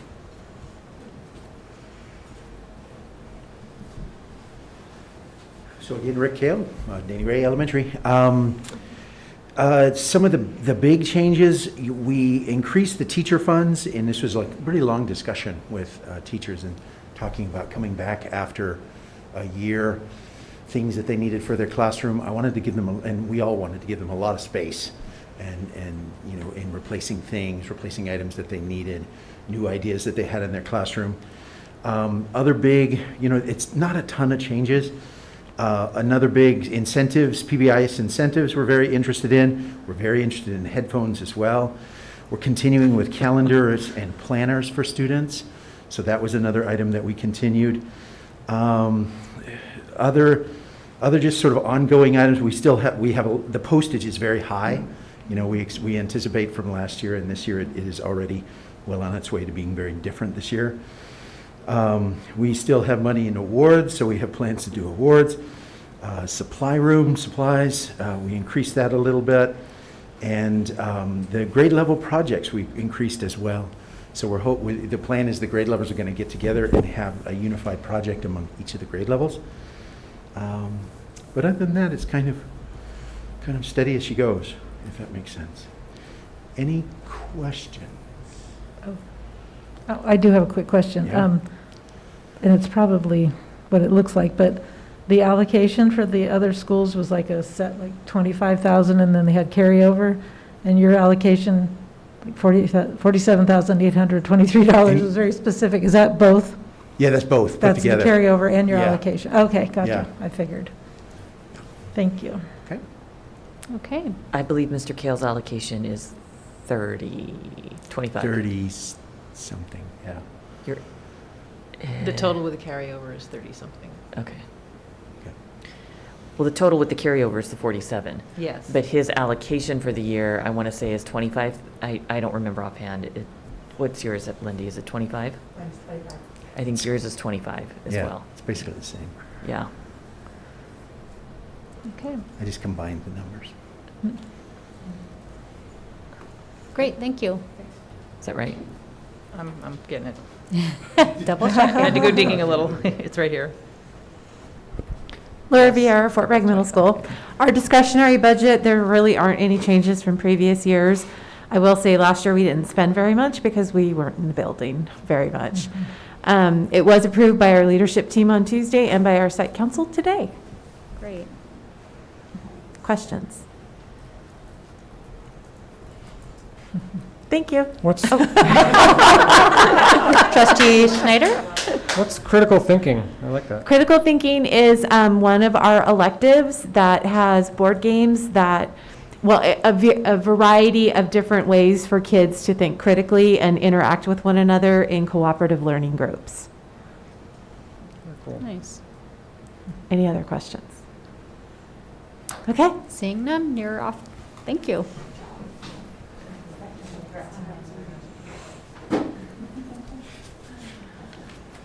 Hi again.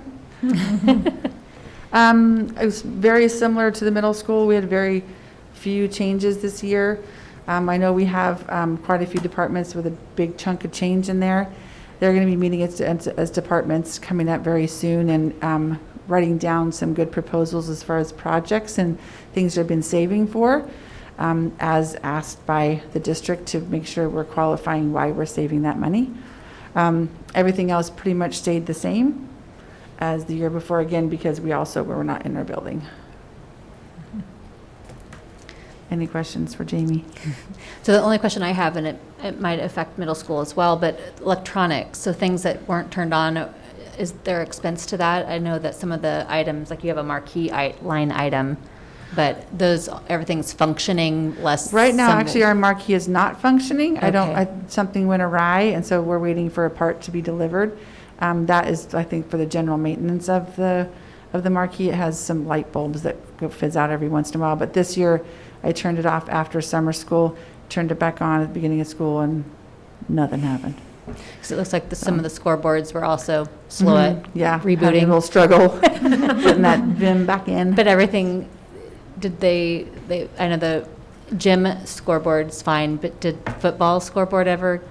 I think that's also under maintenance. I'm not sure if we're waiting for parts. I think Mark. So they, at least they know what, yeah. Mhm. Oh, that's good. I got to speak to Chris Hansen at one of the many back-to-school nights, and there was a part that was getting shipped from Iowa that they needed to speak, the scoreboard in the stadium needed to speak to the press box. And so they were waiting for that shipment, and the hard part was COVID was not helping the timeline to move it quickly. So Yes.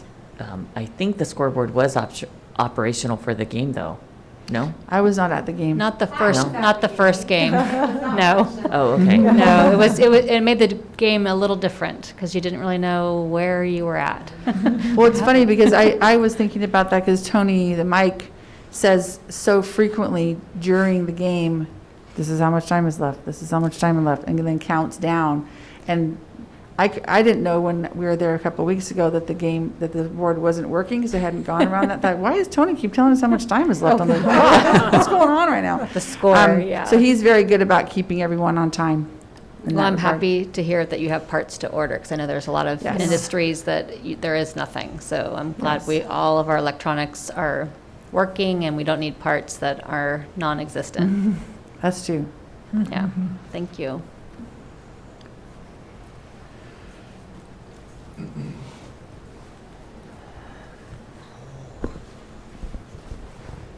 Hello, Connie Belli, principal of Alta Ed, and my discretionary budget hasn't changed at all either. I didn't spend a lot of money last year, and I got an allocation, and as you can see, most of it goes to materials and supplies for the teachers. We don't divvy it up because we all share resources.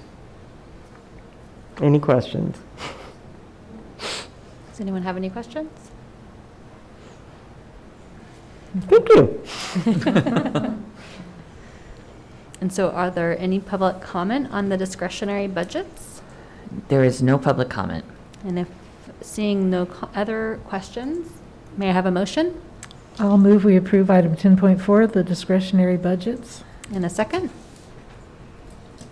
I'll second. Thank you. Roll call, please. President Paoli? Yes. Trustee Makla? Yes. Trustee Babcock? Yes. Trustee Schneider? Yes. Motion carries 4-0, and Trustee Mattson is absent. Thank you, ladies and gentlemen, for being here. This would be a great time for you to exit, should you choose to exit. Yeah, thank you so much Thank for your you. time and keeping our schools in order. Yes. So the next item on the agenda is 10.5, possible final action on expulsion of a student, 2101, and we did deliberate in closed session. So do we have a motion for possible final action? Is there anything we have to specifically read? No. And is there, I don't know that we'd have public comment for this item, but. There's no public comment. So what's on, the board will consider possible final action regarding the expulsion of student 2101 and its recommendation of the superintendent to approve. So my recommendation absolutely is to approve the expulsion. And I'll go ahead and move to approve the expulsion of, do we have to have a student number? Yes. Okay, the student 48918. That's the code section. Oh, that's the code 2101. section. Oh, sorry. Oh, okay. It's 21, in the sorry, fine. it is 2101. Pardon me. In a second? I'll second. Okay, roll call, please. Trustee Schneider? Yes. Trustee Makla? Yes. President Paoli? Yes. Trustee Babcock? Yes. Motion carries 4-0. Trustee Mattson is absent. Sorry about that. I didn't put my glasses on. I'm like, Thank you. Yeah, you saw a number. Not So the very next well. item on the action is 10.6 FBUSD masking guidance for 2021-22 school year, and we requested from last meeting to have this on for review and update, and if anything required our action. So if you can provide us an update, Superintendent Walker? So we did get an update from the California Department of Public Health on September 1, but there were no significant changes to it that would provide me to come to you and say that there are changes from CDPH. It reiterated the need for masking. It provided a little bit of guidance on some sporting events, but really, again, reiterated that masking full-time while indoors was required, and that word was hit home several times in the document. The hiccup up and down the state has been volleyball. During the masking guidance with the tier system, you could play volleyball once you were in the orange or yellow tier, and once you were in that tier, then the players did not have to mask. Spectators had to mask, but the kids in play did not have to. And so that's where some of this confusion is. And now the guidance is very clear that the masking must be adhered while indoors, regardless if you're playing or a spectator. There's nothing in the masking, there's nothing in the CDPH guidance that is profoundly different. You would have to decide if you want to change the current masking guidance that we have in the district right now. And the decision that you made at the August meeting was that you wanted to follow the CDPH guidance. You did have a public comment requesting that you do more on masking, and you have to decide as a board, do you want to take action to increase, decrease the masking? Do you want to leave it as it is? So if you leave it as it is, you table this item. If you increase, then you have the discussion, make the motion. I don't think you really have the ability to decrease, to be quite honest with you. So you really have two things on the table. You either table this item and hold with where we are, or you have a discussion to increase the masking and put forward that motion. Okay, so do we have any questions or comments?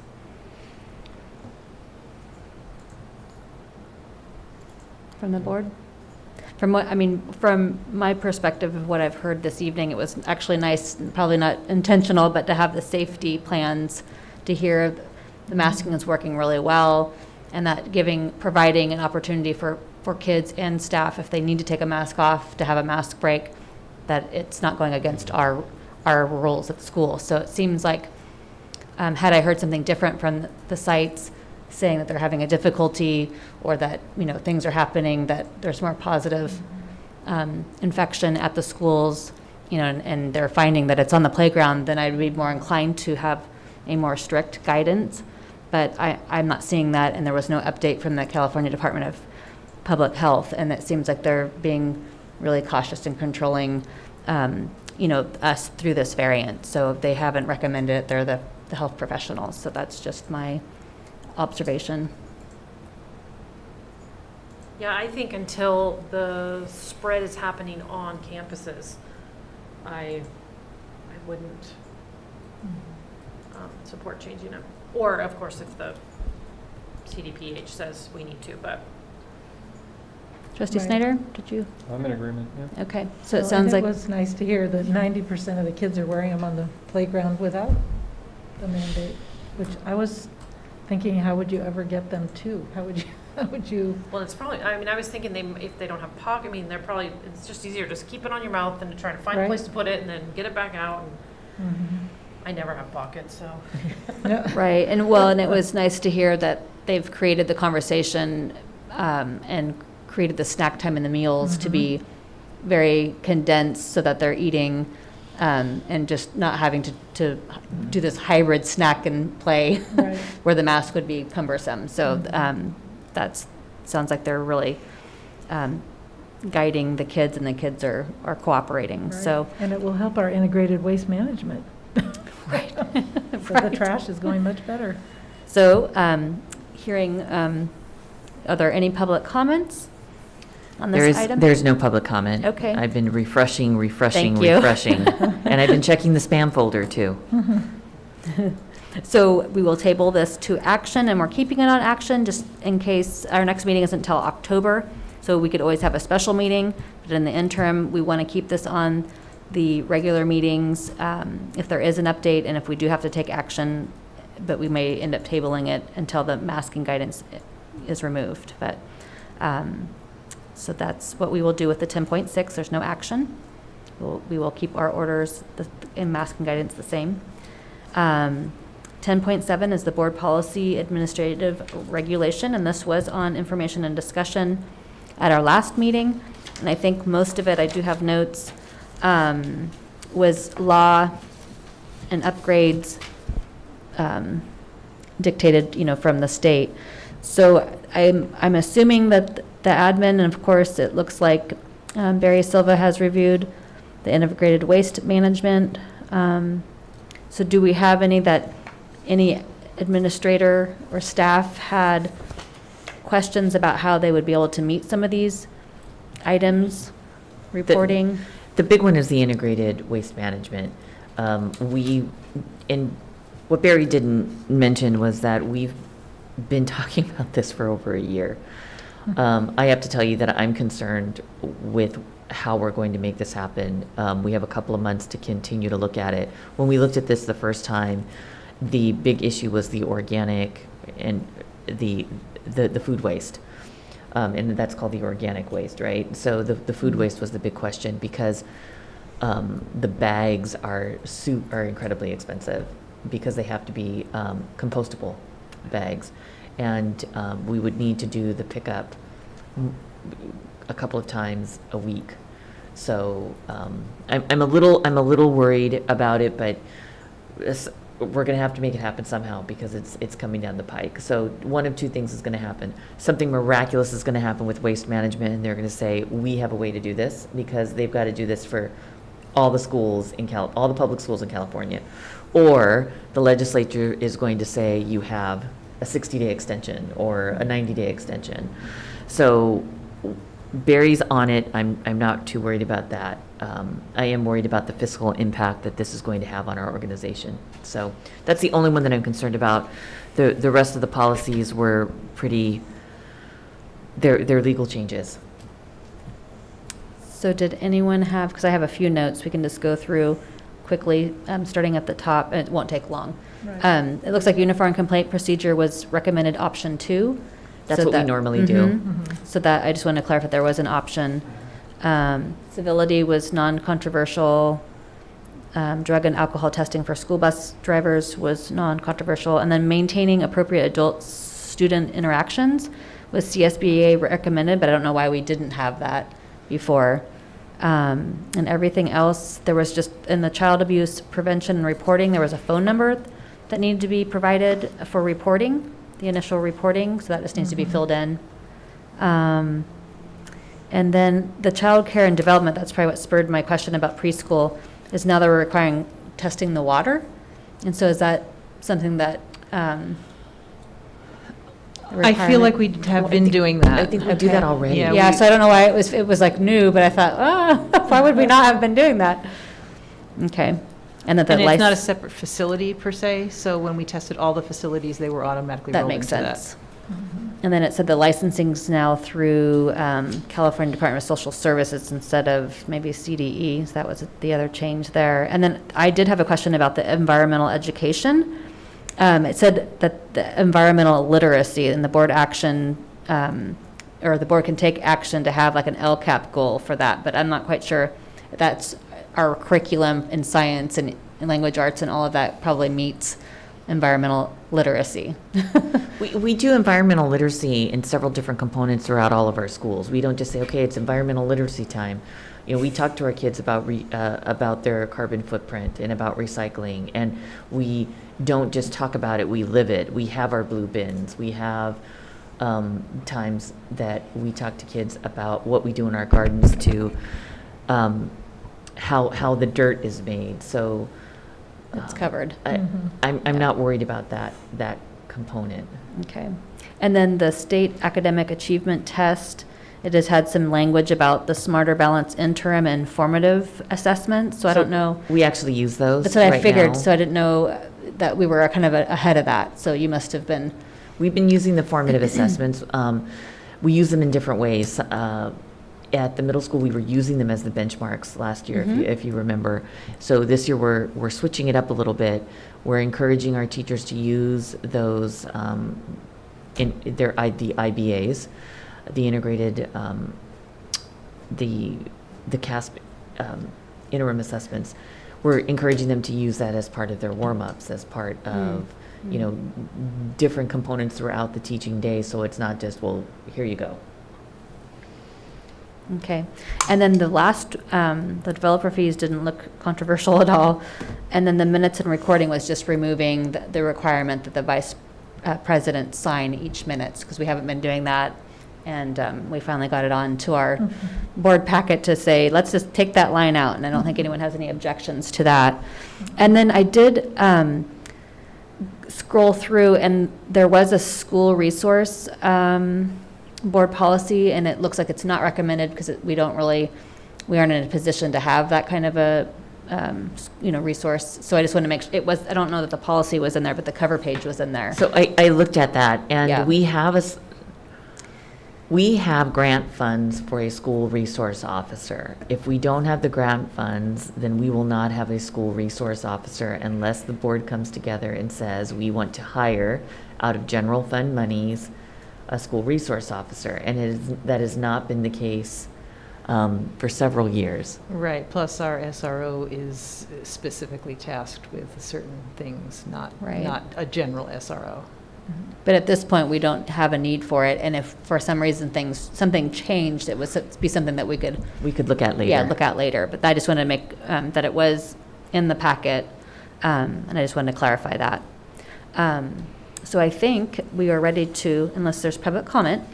And I just wanted to make one comment, and I saw this, I don't know where. Sometimes I think I dream this stuff, but I'm a little boring. But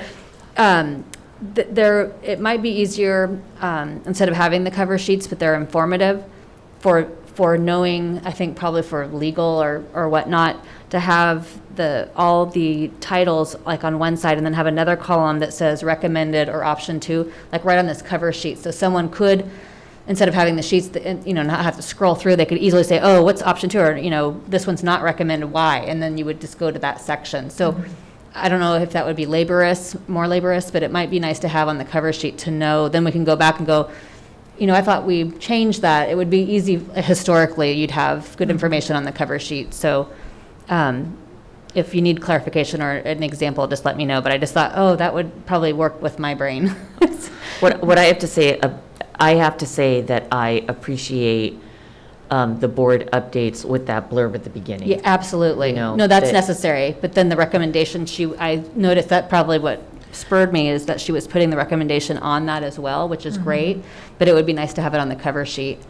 So maybe what the cover sheet needs to do, it needs to collect all of those blurbs and put those on the cover sheet is what you're asking, so that they can, so you can see it? I think the blurb probably needs to stay the way it is, because we're having to read these policies, so I think that's good. But then she had put the extra information, like recommended by staff, or it's been reviewed by ADCO, or not recommended, or we're only doing option 2. That information could be on another column on the cover page of this, if that makes sense.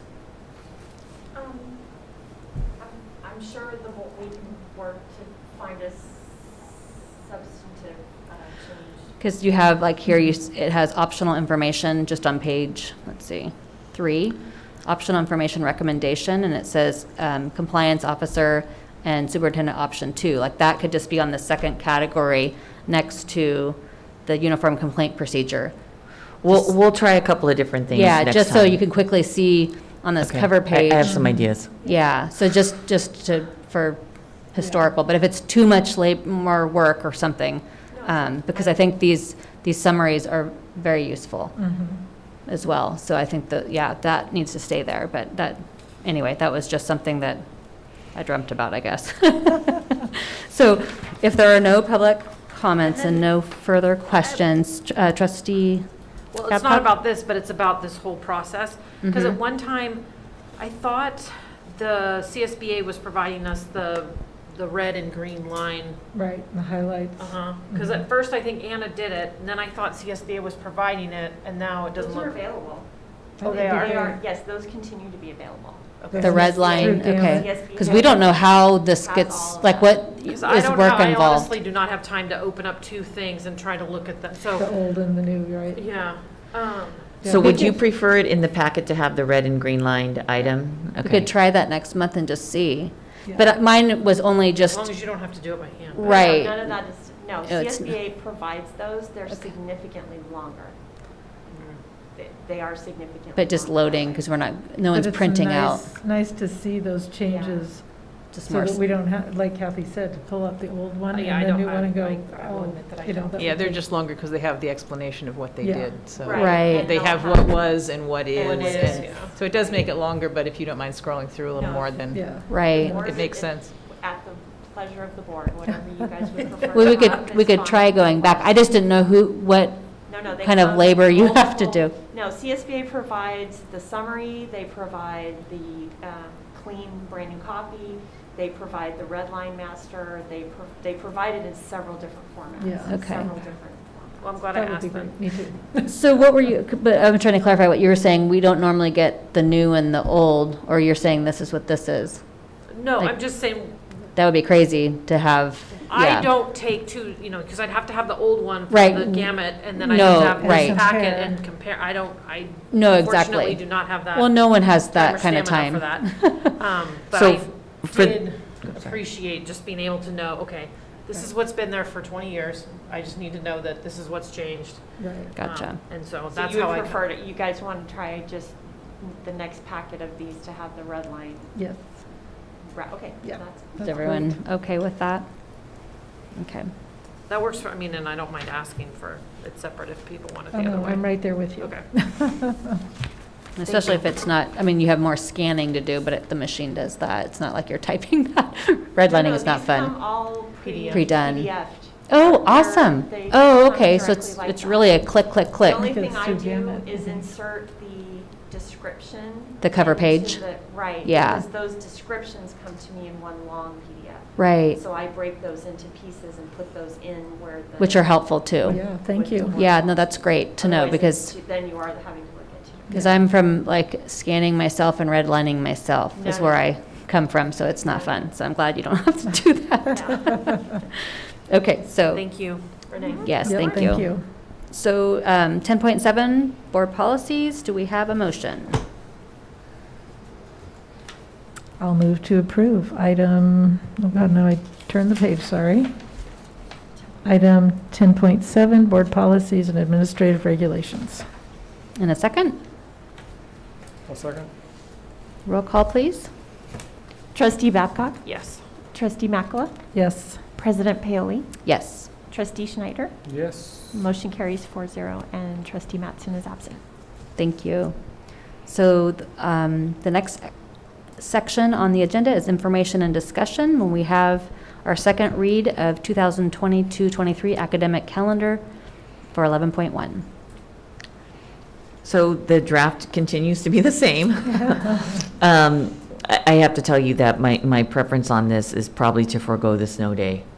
It's a little tricky if we put it in there. So there's not much wiggle room on that calendar at all. And I think, is it, because that one doesn't, it starts, your school year starts on Wednesday? The school year starts on Wednesday, but it's the alignment of where New Year's ends, and so we have to have an extra day in January, and that really adds a pickle to it because that's an extra school day that has to be accounted for. Mhm. So there is no extra snow day. We typically would have at least one, but we don't. So I would recommend for that calendar, we're just going to have to roll the dice. Right, because otherwise with that snow day built in, then we just, that it's embedded, we don't have to ask for a waiver or something if something were to go down with Right. electricity. And Mhm. without it, then we just have to gamble that the state will. Give us the And we'll waiver. wait for the money for. Right. Whatever, months, years. Never. Okay, is there any public comment on this item? Anyone have any? I like the, I was kind of thinking, who starts their week on Wednesday? Well, if you're a teacher, it's probably a good idea. And when Well, you're a family, it feels good. Like you can get through it. It's also new and you can stomach it a little bit better. So I understand It's a the good way to emotional start. part of it. I mean, So this is my 6th year as superintendent, and we started the Wednesday, the Wednesday start to school my 2nd year as superintendent. And I will say that doing it both ways, the Wednesday start, much smoother. We Mhm. have fewer busing issues because families have that Monday and Tuesday to figure it out. We had fewer issues with getting kids to school at the right time because they had Monday and Tuesday to ask those questions. When you start on a Monday, there's no one to ask on Sunday. We're Right. all gone. right. So I'm always going to advocate for a midweek start and starting off at a shorter week. I think for everybody's constitution, it's better. I also appreciate for our staff that they're not coming in on the weekend doing this mad dash to the finish line. Right. They still come in on the weekend, but the reality is that it just gives people some time to breathe. So I am always going to advocate for a midweek start. Yeah. I mean, I agree, and I think that even if it's deceiving, but it feels like you're getting more summer. When you're, when you're a kid, you're like, hey, I get to start on Wednesday, so they don't do the math. But I think on an emotional level, it is good for Oh, yeah. culture. You're not jumping into the deep end. You get to wade in. Yeah, Mondays are not fun. So any public comment or any comments before we move on to 11.3? There is no public comment. The last thing I would like to say about this calendar is that this will move to action next month. Next month in October. Okay, so if you have any comments or questions, you can come to the next meeting or do board. Is having the last day of school on the second Friday in June, is that something that's negotiated? What's negotiated are the breaks, not the graduation day. So graduation is 8 weeks after spring break. And that's negotiated? That's negotiated. So how it works is that the calendar, the negotiated language reads that that spring break will be 8 Mondays from the last day of school. So that's how that works. And this goes back, good Lord, I was the negotiator at that point when I was a teacher. This goes back Way decade, back. at least a decade. Way back. When we were working with Mendocino Unified to try and align our spring breaks, and then also not aligning spring break to a specific holiday. That it was going to be based on the last day of school. So we made that adjustment because Mendocino's language was that spring break was 8 weeks prior to the last week of school, and the last day of school. And so that's where that came from. That's the history behind it. And is the February break also in the? The February break has to be the week that President's Day falls. So if President's Day is the 3rd Monday, then the February break is that week. And winter break? Winter break has to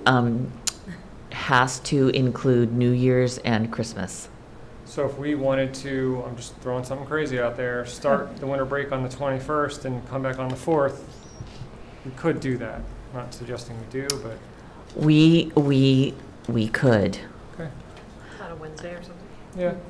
And believe it or not, if we did that, if we said that our last day of school is going to be December 23rd, which we could do, and we could move it so that we came back on January 9th, that's another thing we could do. Well, I was just thinking that so that we could still include a snow day. We could do that. So, okay. I have no problem preparing that calendar and putting it out to the community and the staff to take a vote. It's no skin off our noses. And to be honest with you, as a high school principal, that's great because it gives me one more week in that semester to balance out the semesters. Well, it also gives families, I don't know, it just gives families time after New Year's to get back from their trip and not have to rush right back to school and, you know, because I just, anyway. So let's do this. If you would like, this is the discussion item. I'm happy to create that calendar and then put it out on a Google form for families to get input. And when you vote next month, you can see what it looks like. And that would include a snow day. We would be able to get that snow day back. Okay. So I'm happy to create that draft. Because you're taking one day out of there. You're losing the set, so school would start on the 9th. You wouldn't have to take that Monday off out of the break. Gotcha. Yeah, I mean, it doesn't hurt to just see. I mean, some people may, you know, like you can't make everyone happy. You know, Some will be very unhappy. Kids may take that 23rd off to travel, but there's always a... I'm happy to put the draft out. I mean, I have to say, if you're going to do, I mean, I like the Wednesday thing. Yeah, that's because Mm-hmm. then you're not backed clear up to, if you do celebrate Christmas, you're not backed up to that holiday, and you're not backed up to the New Year's. No, but that's yeah, and the 9th seems really late, but yeah, that does seem. Well, I can make that draft too. And Yeah, the first day of Wednesday school's to- a Wednesday, so we're being. Well, consistent. it just encompasses the holidays a little more, gives families a little more flexibility. Okay, so Travel. the draft that do you want to do all three of these drafts? Let me take notes here. Do you want to do a Wednesday to Wednesday? Is that what we're talking about? So the 20, I'll have to go back and I'll have to confirm with the language. Make sure. Yeah, I would say the last break would start on the 21st and return on the 4th. First day back would be the 4th. It also gives kids 2 short weeks. I mean, it's kind of... No, because then it's less. Well, but So is there school the I know, yeah. 21st or not on the 21st? I think that's the first, whatever. I mean, I think you just have, you could have school on the couldn't have school on the 21st and come back on the 4th, or you could have school on the 21st and come back. On the 5th. Yeah. It's just 10 days off, right? That's what we're Yeah. looking at. Right. I'm just looking at our collective But I do bargaining like agreement. I do Hold like on. the Wednesday to Wednesday idea because it yeah, seems like but it's now less that of I a say burden. that out loud, I do too. But then I'm thinking, as a former school employee, people are just going to take both ends. So then they're Both off short 3 weeks, yeah. Maybe So not. I don't Maybe know not. I mean, I'm just Yeah. Or the It other thing could you be could a- do is still not have a snow day. Start the break on the 23rd, because people can travel that day, and come back on the 9th. So that's Still another 11 option. Okay, so let me just go ahead and put the kibosh on this. That's what I asked. I started with the Winter break commences 2 Mondays prior to January 1 and ends the Monday after January 1 unless January 1 falls on a Sunday or Monday, at which time school will commence the Tuesday immediately following. Okay, So, there you go. So There no, we go. no later so than there, the we're back 3rd. to one draft. all right. Yeah, because the 3rd would be the latest Yeah. you could come back to. So you're right. We don't really have a lot of options. No. with this calendar. And I That's can too just bad. read some of the language for you. A 1-week President's break shall occur the week that includes President's Day. A 1-week, 5 consecutive school days spring break commences 9 Mondays prior to the last day of instruction. An October break commencing in the first full 2 weeks of October, which shall include between 2 to 5 weekdays attached to a weekend. The first day for teachers shall be no earlier than August 1. There shall be at least 3 teacher work days, with at least 2 of those days to work in classrooms prior to the first student day. 4 days prior to the first day of instruction shall be used for district-wide PD.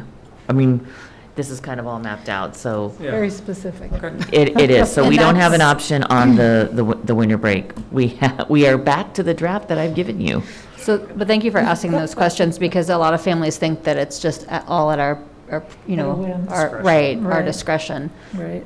But that language has been in the contracts for centuries. I mean, it just seems like, I don't know how or why it was so specific. Is that normal in districts that they have it that spelled out? Well, because the calendar it could be a change in working condition. Sure. So the calendar is specified in the teacher's contract so that people can plan long-term. Sure. It also allows So for instance, the language says, "The district shall establish the yearly calendar at their discretion with the following mandatory parameters no later than November 1, 1 year prior to implementation." So it's what we've bargained. If we don't like the language, then we bargain new language. I don't think there's anything unreasonable in this, to be quite honest with you. And what I appreciate about it, it takes out the battle, to be quite honest with you. Or the too much flexibility that you're just it's true. There's something to that. When I first came on, there was a calendar committee, so there was somebody from every school, and then it was, no, we want this, no, we want that. Yeah, and I was on that calendar And you were committee, on that and I committee. remember saying, "I'm never going to be on the calendar committee Right. again." And then I got sucked back in. Now I'm in charge of the calendar, yeah. Thank you. Well, thank you. And if there are no public comment, we will move to 11.3, which is Board of Trustee Professional Development.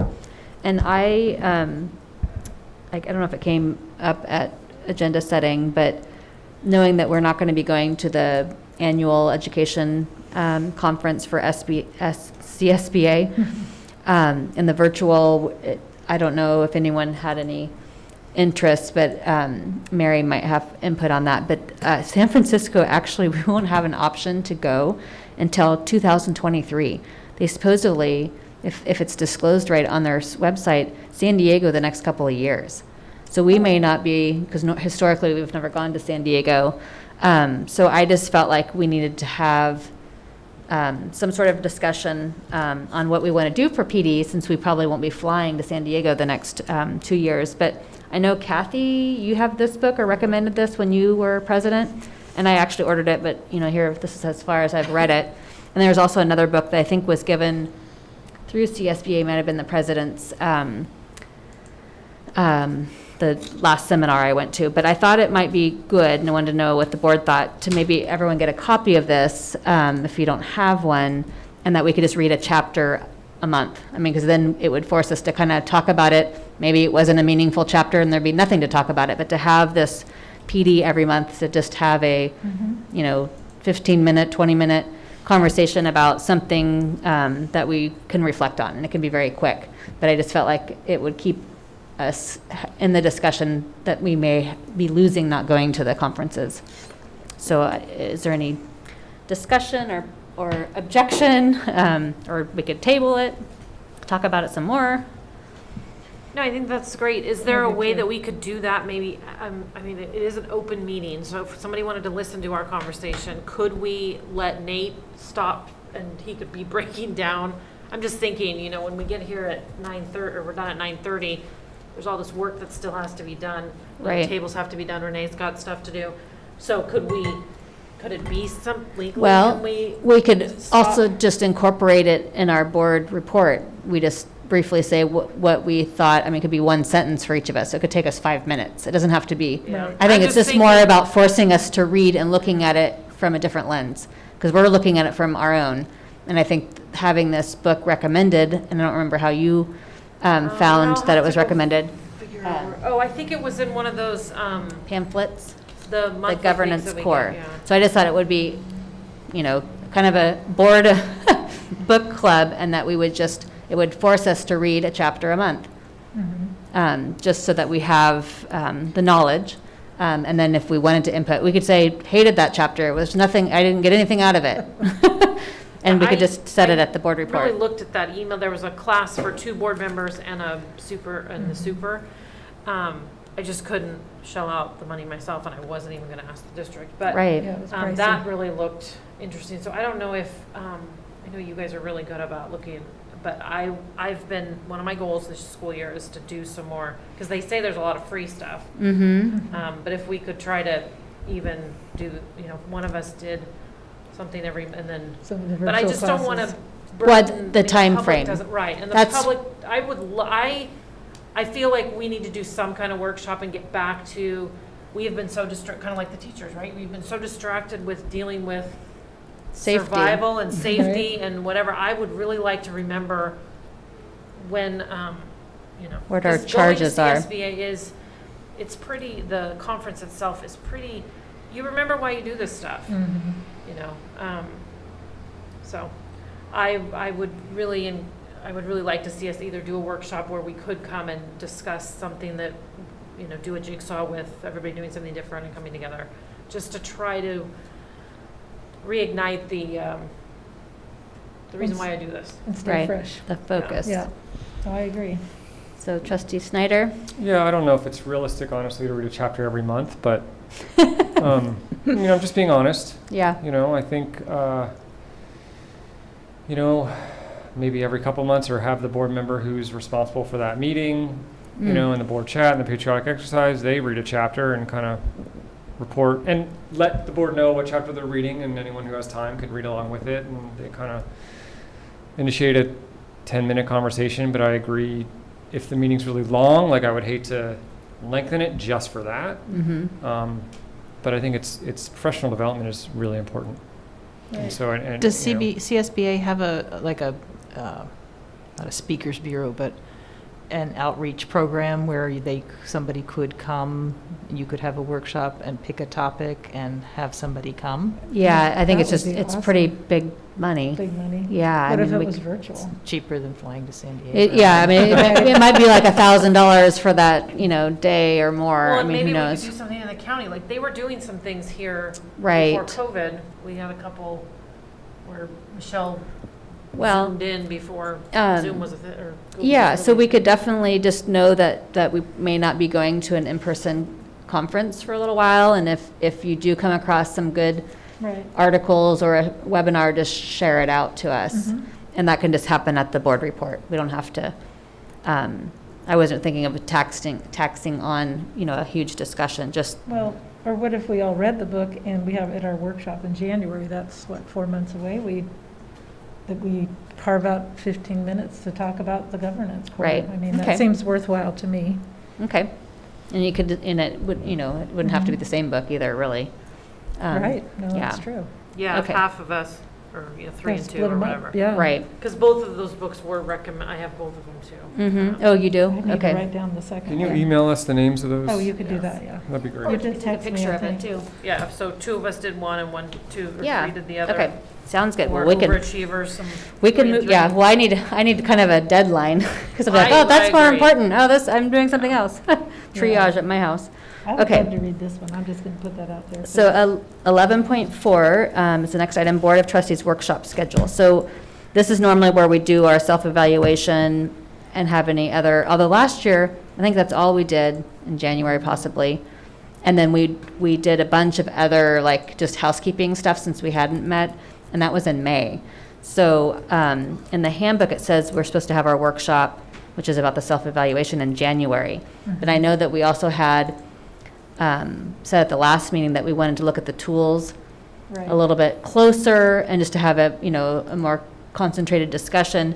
And we wanted to have that before January, because normally, historically, the superintendent's given her mid-year in January. So Right. it's probably not a huge issue. And if we want to figure out when we could do, if we want to do something in November before the holidays, or just stick to the January and just be more concise, and maybe having another one in the spring in May, to talk about the Right. Well, is housekeeping this- stuff. Is the special that we're having on the The 8th. 8th, is that going to be long? That's going to The be, special, November the 8th. November 8th special meeting is about presenting data from our benchmarks. So it's going to be the first benchmark presentation. I don't know how long it's going to be, but I would say that if all of our schools are presenting, it's definitely going to be an hour of data talk. So if you Plus- wanted to do something there, Well, what about, this is early this month, September 9th, and we Yeah. don't have another one until October 21st? is it? correct? so 5 And then, weeks. and then the November one pops up quickly. Yeah. But And then it's maybe the a holidays. board workshop between now and October 21st? Or is that too soon? Because Probably usually we've too- had a Probably special too in soon for there. me to get the book read, but. Yeah. Well, no, but I was thinking of the tool. The tool. Yeah. and We those could definitely sorts of maybe things. think about putting some of those things that we want to do that's normally in our workshop on the 8th. Because then people can cut out, and then we can just try to be really efficient Right. with our time. The other thing is that we are all fairly certain that the extension to the Brown Act is going to happen, and it'll be through January 30th. So if you wanted to do a special meeting, we could do it virtually, if that makes it easier to attend. Okay. For the November 8th? No, not Or for you mean November for a 8th. Just If you another- wanted to do a workshop. I feel like Um, being in person is so much Easier. better. For that, Well, if you're going to do PD, I would agree with you. Yeah. That being together is. Well, then looking at the tool and, if we're, I don't know. So are you, I'm hearing that we have a lot of things to do, but I don't know if we want to try to squeeze it in on the 8th. If we want to pick a totally Why don't- different day in November, or just wait till January and do another one in spring. I kind of like the idea of, if we, throwing out some ideas of, between now and the 21st. Oh, okay. In October? Well, or September. Or late So September. Are we on to 11.4 now? Yes. No. Well, yes, we are. Yes. So can I go back to 11.3 really quick? Yes. Mhm. So I would like to take a virtual MIG-5 so I can finish my, Mhm. is that okay? And do it Do I need to get virtually, that's permission? great. No, because I- you need to 'cause finish out you've started that, and Yeah, that's so there's not. one on October 29th and 30th, or one on November 8th and 10th. They're both half days. You're okay if I sign up for one and? Have Renee sign you up so that Yeah, I can get paid. I will, yeah. But I just want to, And Renee, is it virtual, Scott? both of those are virtual, yeah. Okay, so, because I have to do it too, so if I'm free, So why don't you look at her, not that we have to do it together, but it may, discussion's always nice. And if one works better than the other, I already have the Post-it on my computer. okay. It says Scott and Becky make 5. Thank you, sorry. Yeah, no problem. Thanks for clarifying that. It's just while it's available virtual, I feel like take advantage of that. Yeah, there's pluses and minuses to that. Yeah. So between now and you were saying October 21, Kathy? Yeah, since Yeah, there is between quite a those- big spread there. Yeah, we've 5 got. weeks. Mhm. I mean, we'd have to see if we could get the majority of us there. But 6 weeks. So what are you thinking? Because these are normally, sometimes they're on Saturdays. So you're thinking of a Saturday? Or like for some a reason my Friday? calendar's I not think one of them popping. was a Friday afternoon we did, and we did one on a Saturday. Yeah. And if we know the day of the week that we want to aim for in the range, then we could just have Renee do a doodle. Because Becky may want to be there for part of it, maybe not all of it. Scott, are you still working every day? Yeah, but I can, Fudge. What's better, a Saturday morning or a Friday afternoon? Friday afternoons are tough. That's what I thought, restaurants on Fridays, yeah. And yeah, Saturday mornings are tough when you have to work on Friday late. So what if in the middle, October 2nd? I cannot. Yeah, I'll be in that day. Ukiah that No? day. Okay. Too soon, but my other Saturdays look fine in October. Yeah. Yeah, Till I the could end of the do month. the other ones. I can't do September 25th, but I could do any of the others. No, I can't do the 9th. It's the only one I cannot do. Okay. It doesn't have to be a Saturday either, so. And the 16th is during the break, so. Oh, right. Here we are. Okay, so Oh, Saturdays are out. Saturdays So now we're are at the good. 23rd of October. Okay, this is working out. What about a Monday afternoon? A Monday afternoon could work. So what I'll do is on agenda, well, I'll be too late. We don't know when the next agenda setting is. Of off the top. 11th, because it's me. The 11th, October 11th. That's too. Well, we need to do a doodle of some sort, and I guess maybe if you wanted to look at your calendars I got between a two range. calendar items on that, so I don't Yeah, forget. a range of time that we're looking at. It'd be more efficient for Renee and us to figure out. But Well, we I don't- know Jerry's always said that he leaves Thursday. I don't know if he still does, because we really haven't done that since. No, I was going to Years. recommend, let's just pick a Thursday. Yeah, Thursday evening. Mm-hmm. that's true. I don't know did if we say can that. keep it to 2 to 3 hours tops. Oh, and there is a question we could about do it whether in two. Fort Bragg High School Parent Night is on the 30th or the 29th, because I was looking, that Thursday is, I think it's the, because this says the 30th, but their website says the 29th. I have it on the 30th, but that doesn't mean anything. Yeah. I hope it's the 29th and I'd be available. it was the 30th originally. I know. Yeah. They changed it. Their calendar says it's the 20th. Oh, yay. That's good for me. So I have it on the 30th. Okay. Okay, So so, then the 30th is out for you. When did You they have something change else it? going on the 30th? Yeah, I'm going to be in Kelseyville possibly. Okay. Yeah, and I'm this gonna year, ask. all the volleyball games are on Thursdays. Oh, What so- about, well, then Thursday's. so is Well, you know October what, 7th? why don't, yeah, well, this could go on for Right. just, well, how about if you, and if we need Becky there, or want Becky there? We'll figure out something Yeah, you guys pick before, some dates and then send them out. Yes. okay, Perfect. before January, we're saying, or before the next meeting, October? Well, if you can do it before then, but if it And I doesn't think work we, out, depending then. on how big that special gets, because we know you like to add things to the special. Yeah. Right. I say we do a couple things there, whether Okay. it's Becky's, the evaluation. And so we're thinking of just a few hours in the evening. Mhm. Okay, so that'll be. I'm always up for, trying, I've been pushing that for. Yeah. Got on the board. Right. So. Okay. And then as long we'll, as we can find a date that. and then we'll have time to focus on what we'll be looking at this one, and then we'll probably have another one in January or to address everything. Yeah. Okay. So moving on, we have board reports. So briefly, since we're at 8:40, well, that's pretty good. Who would like to start if they have anything to report out? I'll go. So nobody's here. Well, I don't know, maybe there's people watching, but I'm listening. went to all the open houses, and I just want to say, besides the mask, it really felt like we were just back to school. It was amazing. I didn't feel unsafe. Everybody, by the time I got there, at least at Dana Gray, I could go in the main hall because they were putting everybody come on the outside. And anyway, it was just wonderful. It was, it really was great. And then the middle school was, I wasn't uncomfortable, but the attendance was amazing and everybody was happy and the kids were excited. And anyway, I just want to say how wonderful and thank you for doing those. And, because I think the kids and the adults, I think, just need that. And the teachers you could just tell they were happy to be back with kids. I did go to Fort Bragg High School Site Council. As Diana mentioned earlier, they didn't have any parent part. Well, we are both parents at the high school, but we also filled many roles. But and then just one comment, kind of off the wall. Somebody had posted I won't actually name names, but another school district in our county's agenda, and I clicked on it just for being nosy. And I just want to commend our district once again. I love where we are at how professional and well done it is. It they had very similar things because some of this stuff has to be done this month, but it just was kind of, I don't know, this is it's very well done. And it's clear and concise, and this one was pretty rickety.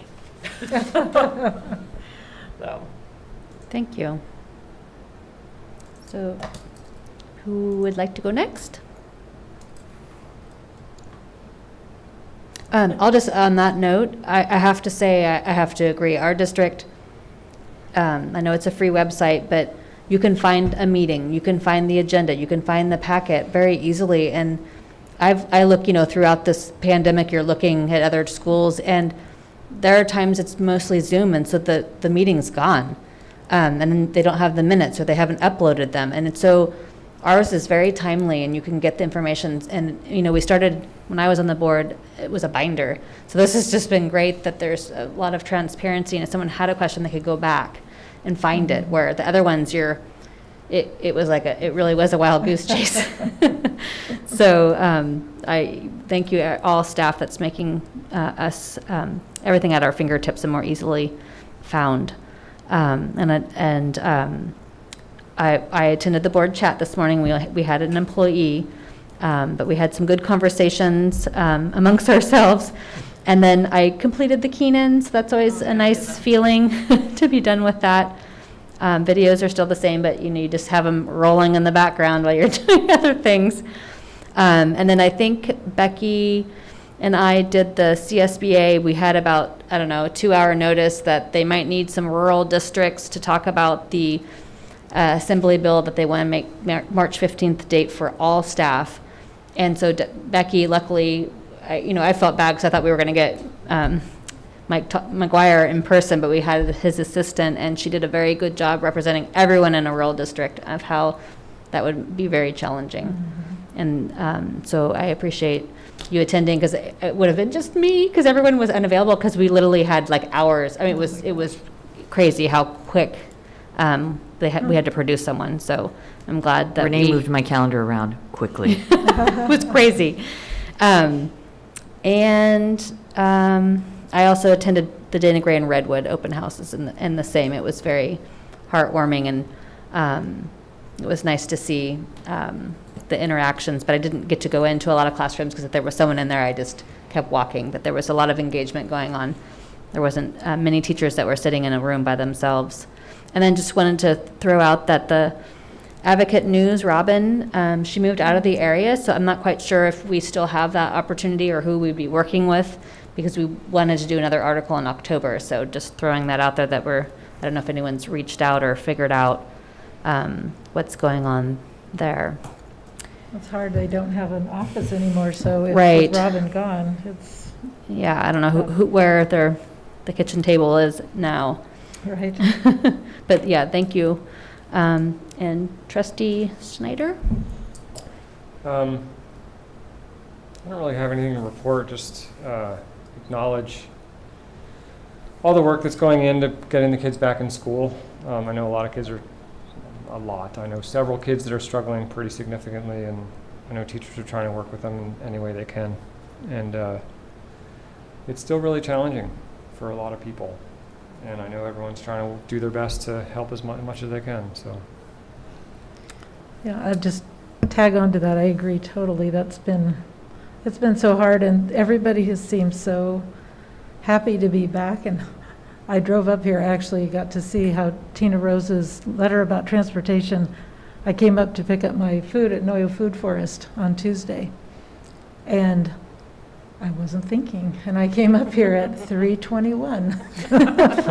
Silly. And yeah, and it took forever to get up, Chestnut Street, and then leaving. And I sat and talked to Emily for a bit, and then leaving was incredibly intense. So I thought, okay, but everybody was so happy, and it was nice that people actually were stopping and letting kids cross the street. Mm-hmm. And yeah, it was really nice to see everybody back. So Great. Thank you. So yeah, definitely an adjustment for full time. yeah. Yeah, so thank you everyone for making happy families and happy kids. And my Keenans are almost done. Awesome. So advance, yeah. Just a clarification, Yes. The high school parent night is September 29th. And the reason it is that date is because the halls will be done. It's homecoming week, and they wanted to get parents on campus to be able to see the school during homecoming week. Yay. So And I can make while that. the grading period ends this Friday, our teachers are great about making sure that their grades are current. But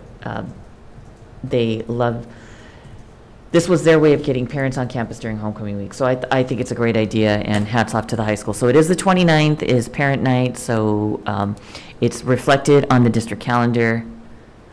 So we will make that change. Great, thank you. So future planning, future meetings. I would like to have a discussion about the names of the middle school and high school. I know Becky's probably cringing inside, but why not? I think we need to. I agree. I don't know when. No rush. I'm not saying next month. I don't even know how we have the discussion or. Well, what I actually is entailed. pulled, believe it or not, I pulled we have board policy on it. So we'd need to review that. In some districts, I think in East Bay, there was a school that provided a committee to discuss. And I know, there's also the pause, with the city, whatnot, but we don't want to get too much in the minutia of all of those. But EdSource, I think, had a great article on that, from historian, professors that history is their educational, and they actually, I was surprised that, it was a good article. So when and if we have that discussion, we will, like I said, I've got the folder that we can have to find out when, how we talk about it, and the timing. But it's interesting. It's really not, it's not so black and white. Right. There's definitely, anyway, we don't want to. And I will say about the name, I fully admit that I'm a transplant. I was not born and raised in Fort Bragg.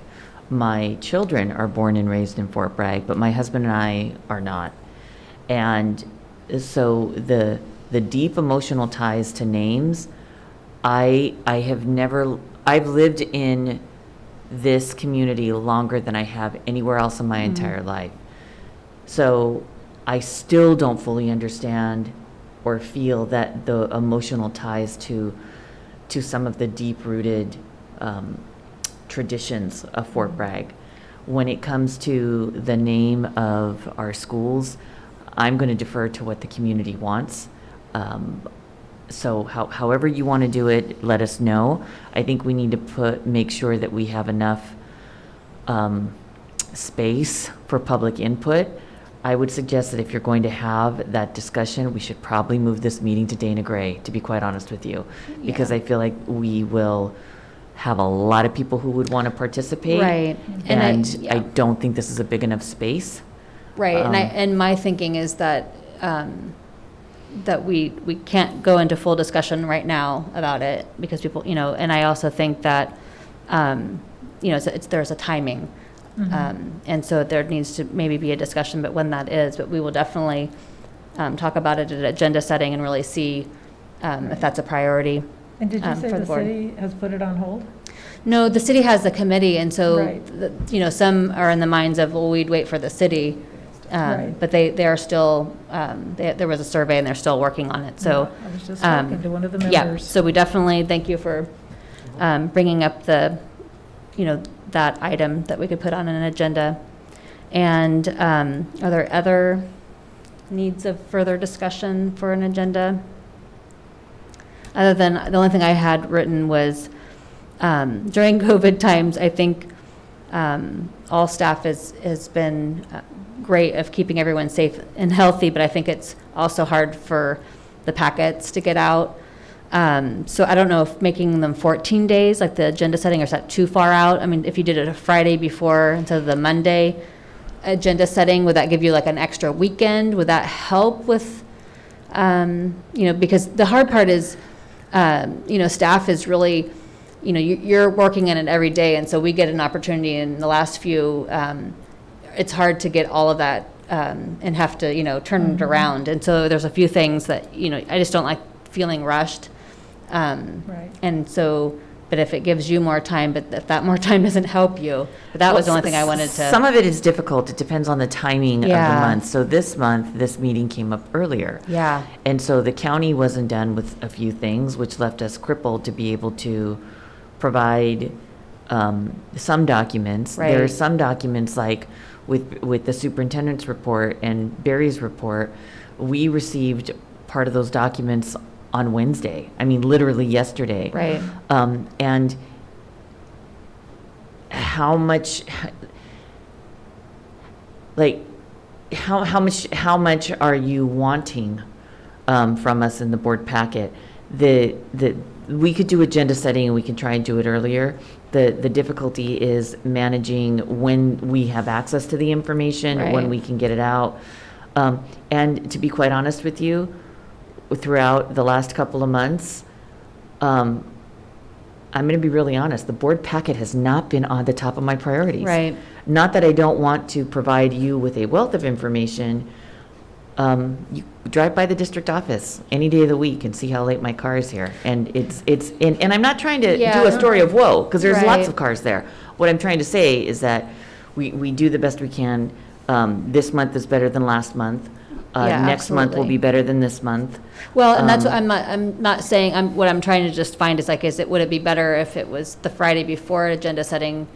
So some of the stuff, like the boilerplate stuff that we could be reviewing ahead just to catch some things. Because, if we have 2 or 3 less days, we're all working, just like you guys. And so it just makes it hard to be presented and then have a couple days shaved off, because that's what we're used to, because we're kind of creatures of habit. It's not saying people aren't working hard enough. It's just that we know that you're distracted with all the COVID, just like everyone else. And I was just trying to help you guys, so that you had an opportunity to have some of that shell work done. And if that required the agenda setting to happen, Right. 14 days out instead of 10, but that may not help. That's all. I'm willing to try anything. Yeah. I can honestly say that I don't know what's Yeah. going to be better. And I mean that very honestly. Yeah, and especially the next few months are tricky because there's all the holidays. So I don't really think it would be something we would try this year because I don't think it would help to have it 14 days, before some of the stuff. It's just, I mean, and it's not so much the documents that are going to get uploaded. I mean, we have to have time to review it, but just some of the boilerplate stuff so that, so everyone has an opportunity to see the agenda and just trying to be mindful of that. Just so that there's a little bit more time, because I know everyone has to work it into their schedule. So anyway. One I don't know thing about that everyone would else, help though. from at least my perspective is when we set up the calendar for the next calendar year, look at when some of these meetings fall compared to either the beginning of the month or other things that are going on, and maybe shift them. Like this was incredibly early. Yes. Because like I said, we don't, things are still dribbling in from the county because they're helping everybody close their books. So Right. So it's, this month would have been much cleaner Next week. to do next week. Yeah, and I so- don't know why this one got so early. Well, It's the just- second Thursday of the it's month. just where it falls. Yeah. It's Well, and I times definitely. when it's not a problem. Right. But for We could move it. unaudited We could actuals, move a it. week earlier Yeah, we could. is hard. Yeah, so we could move it that third, So- exactly. So I think that, we're not doing it on a 3-day weekend week. That Well, got and off our Monday. So why don't we put that on the workshop agenda? Because good idea. I also think that where the first meeting in August, we've moved it now because of when school, I think it needs to be like the last Thursday. So maybe we need Yeah. to look at moving our meetings to Right. further in the month so that if that falls better with all these kinds of things. Yeah, 'cause it makes it including the tricky. start of school. I mean, I know that wouldn't work with Christmas month or probably Thanksgiving. Right, But 'cause- anyway, if a totally different Thursday, Right. would be better, then let's talk about it. So maybe we should have that 2022 calendar at our workshop so we could start really thinking about it, because we usually are under the gun. We get it on that December meeting. Right, yeah. And we had to Agreed. change the December up early because of the election issues, and we won't do it on the first week of school. We're not doing it on a 3-day week, and just trying to be Right. mindful of. Well, and Wendy knows when things are due. Well, and Usually. we can give you a list of suggestions for certain months. Right. And Well, if but it I turns think out it that would they be all better to should be on the move- 3rd. Right. With Just a couple moving of them. exceptions here and there, like we Yeah. do now, it's the 2nd and there's the occasional Yeah, I think the exception. 3rd would be better. Yeah. If Okay. it's, I would prefer that, just for the public, that it, More like a consistency, not all over the board, because Well, that and would be in terms hard. of getting things early, really, the meaty stuff that that takes a long time are the board policies. And do you know those ahead of time? I mean, we don't talk about them at agenda setting. They come from CSBA. If we just got those out, early so that you could start, that is the most tedious reading. Sorry. Yeah. It is. Yeah. they read it too. Yeah, and Yeah. so. Budget? Yeah. Well, But you've yeah. got some bean counters here. All so good stuff. That stuff is. Yeah, it's meaty. Anyway, yeah, if that came early, I think everything else we can get through. Yeah, and, when we get and that's it. just the way it is. It's just that, because you're relying on so many people Well, when to the provide stuff- backup, yeah. so Right. that's not, Those are kind of. yeah, that's totally understandable. Mhm. So, moving on to housekeeping, I'm just going to look really quickly, so that Dana Gray, hopefully Jerry can maybe attend to some of these. And do we know if some are virtual and some are in person? Are they all in person, like the Parents It seems on Club? Facebook, a lot of the parents' clubs are Virtual still? yeah. Okay, and And so, middle school did theirs live. can you do Three Rivers on the 21st, Scott? I think so. Okay, so that's Scott and everyone else. I'll go to DLAC, DLAC, meeting, okay. unless somebody else wanted it. Mary, and then parent night is on the 29th. Redwood ELAC. Is there one next week? Or is that the DLAC? Okay. I thought Redwood was having. Right, and I think September 14th might be Redwood ELAC. Redwood had their ELAC on Tuesday, Oh, okay, so the 7th. September 7th. Okay.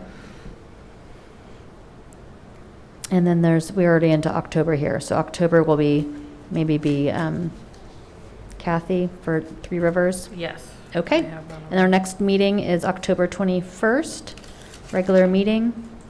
And so seeing nothing else on our agenda, it is 8:59. Do I have a motion to adjourn? I'll move to adjourn. In a second? Second. Very good. I don't think I see any objection. So moved. Thank you so much.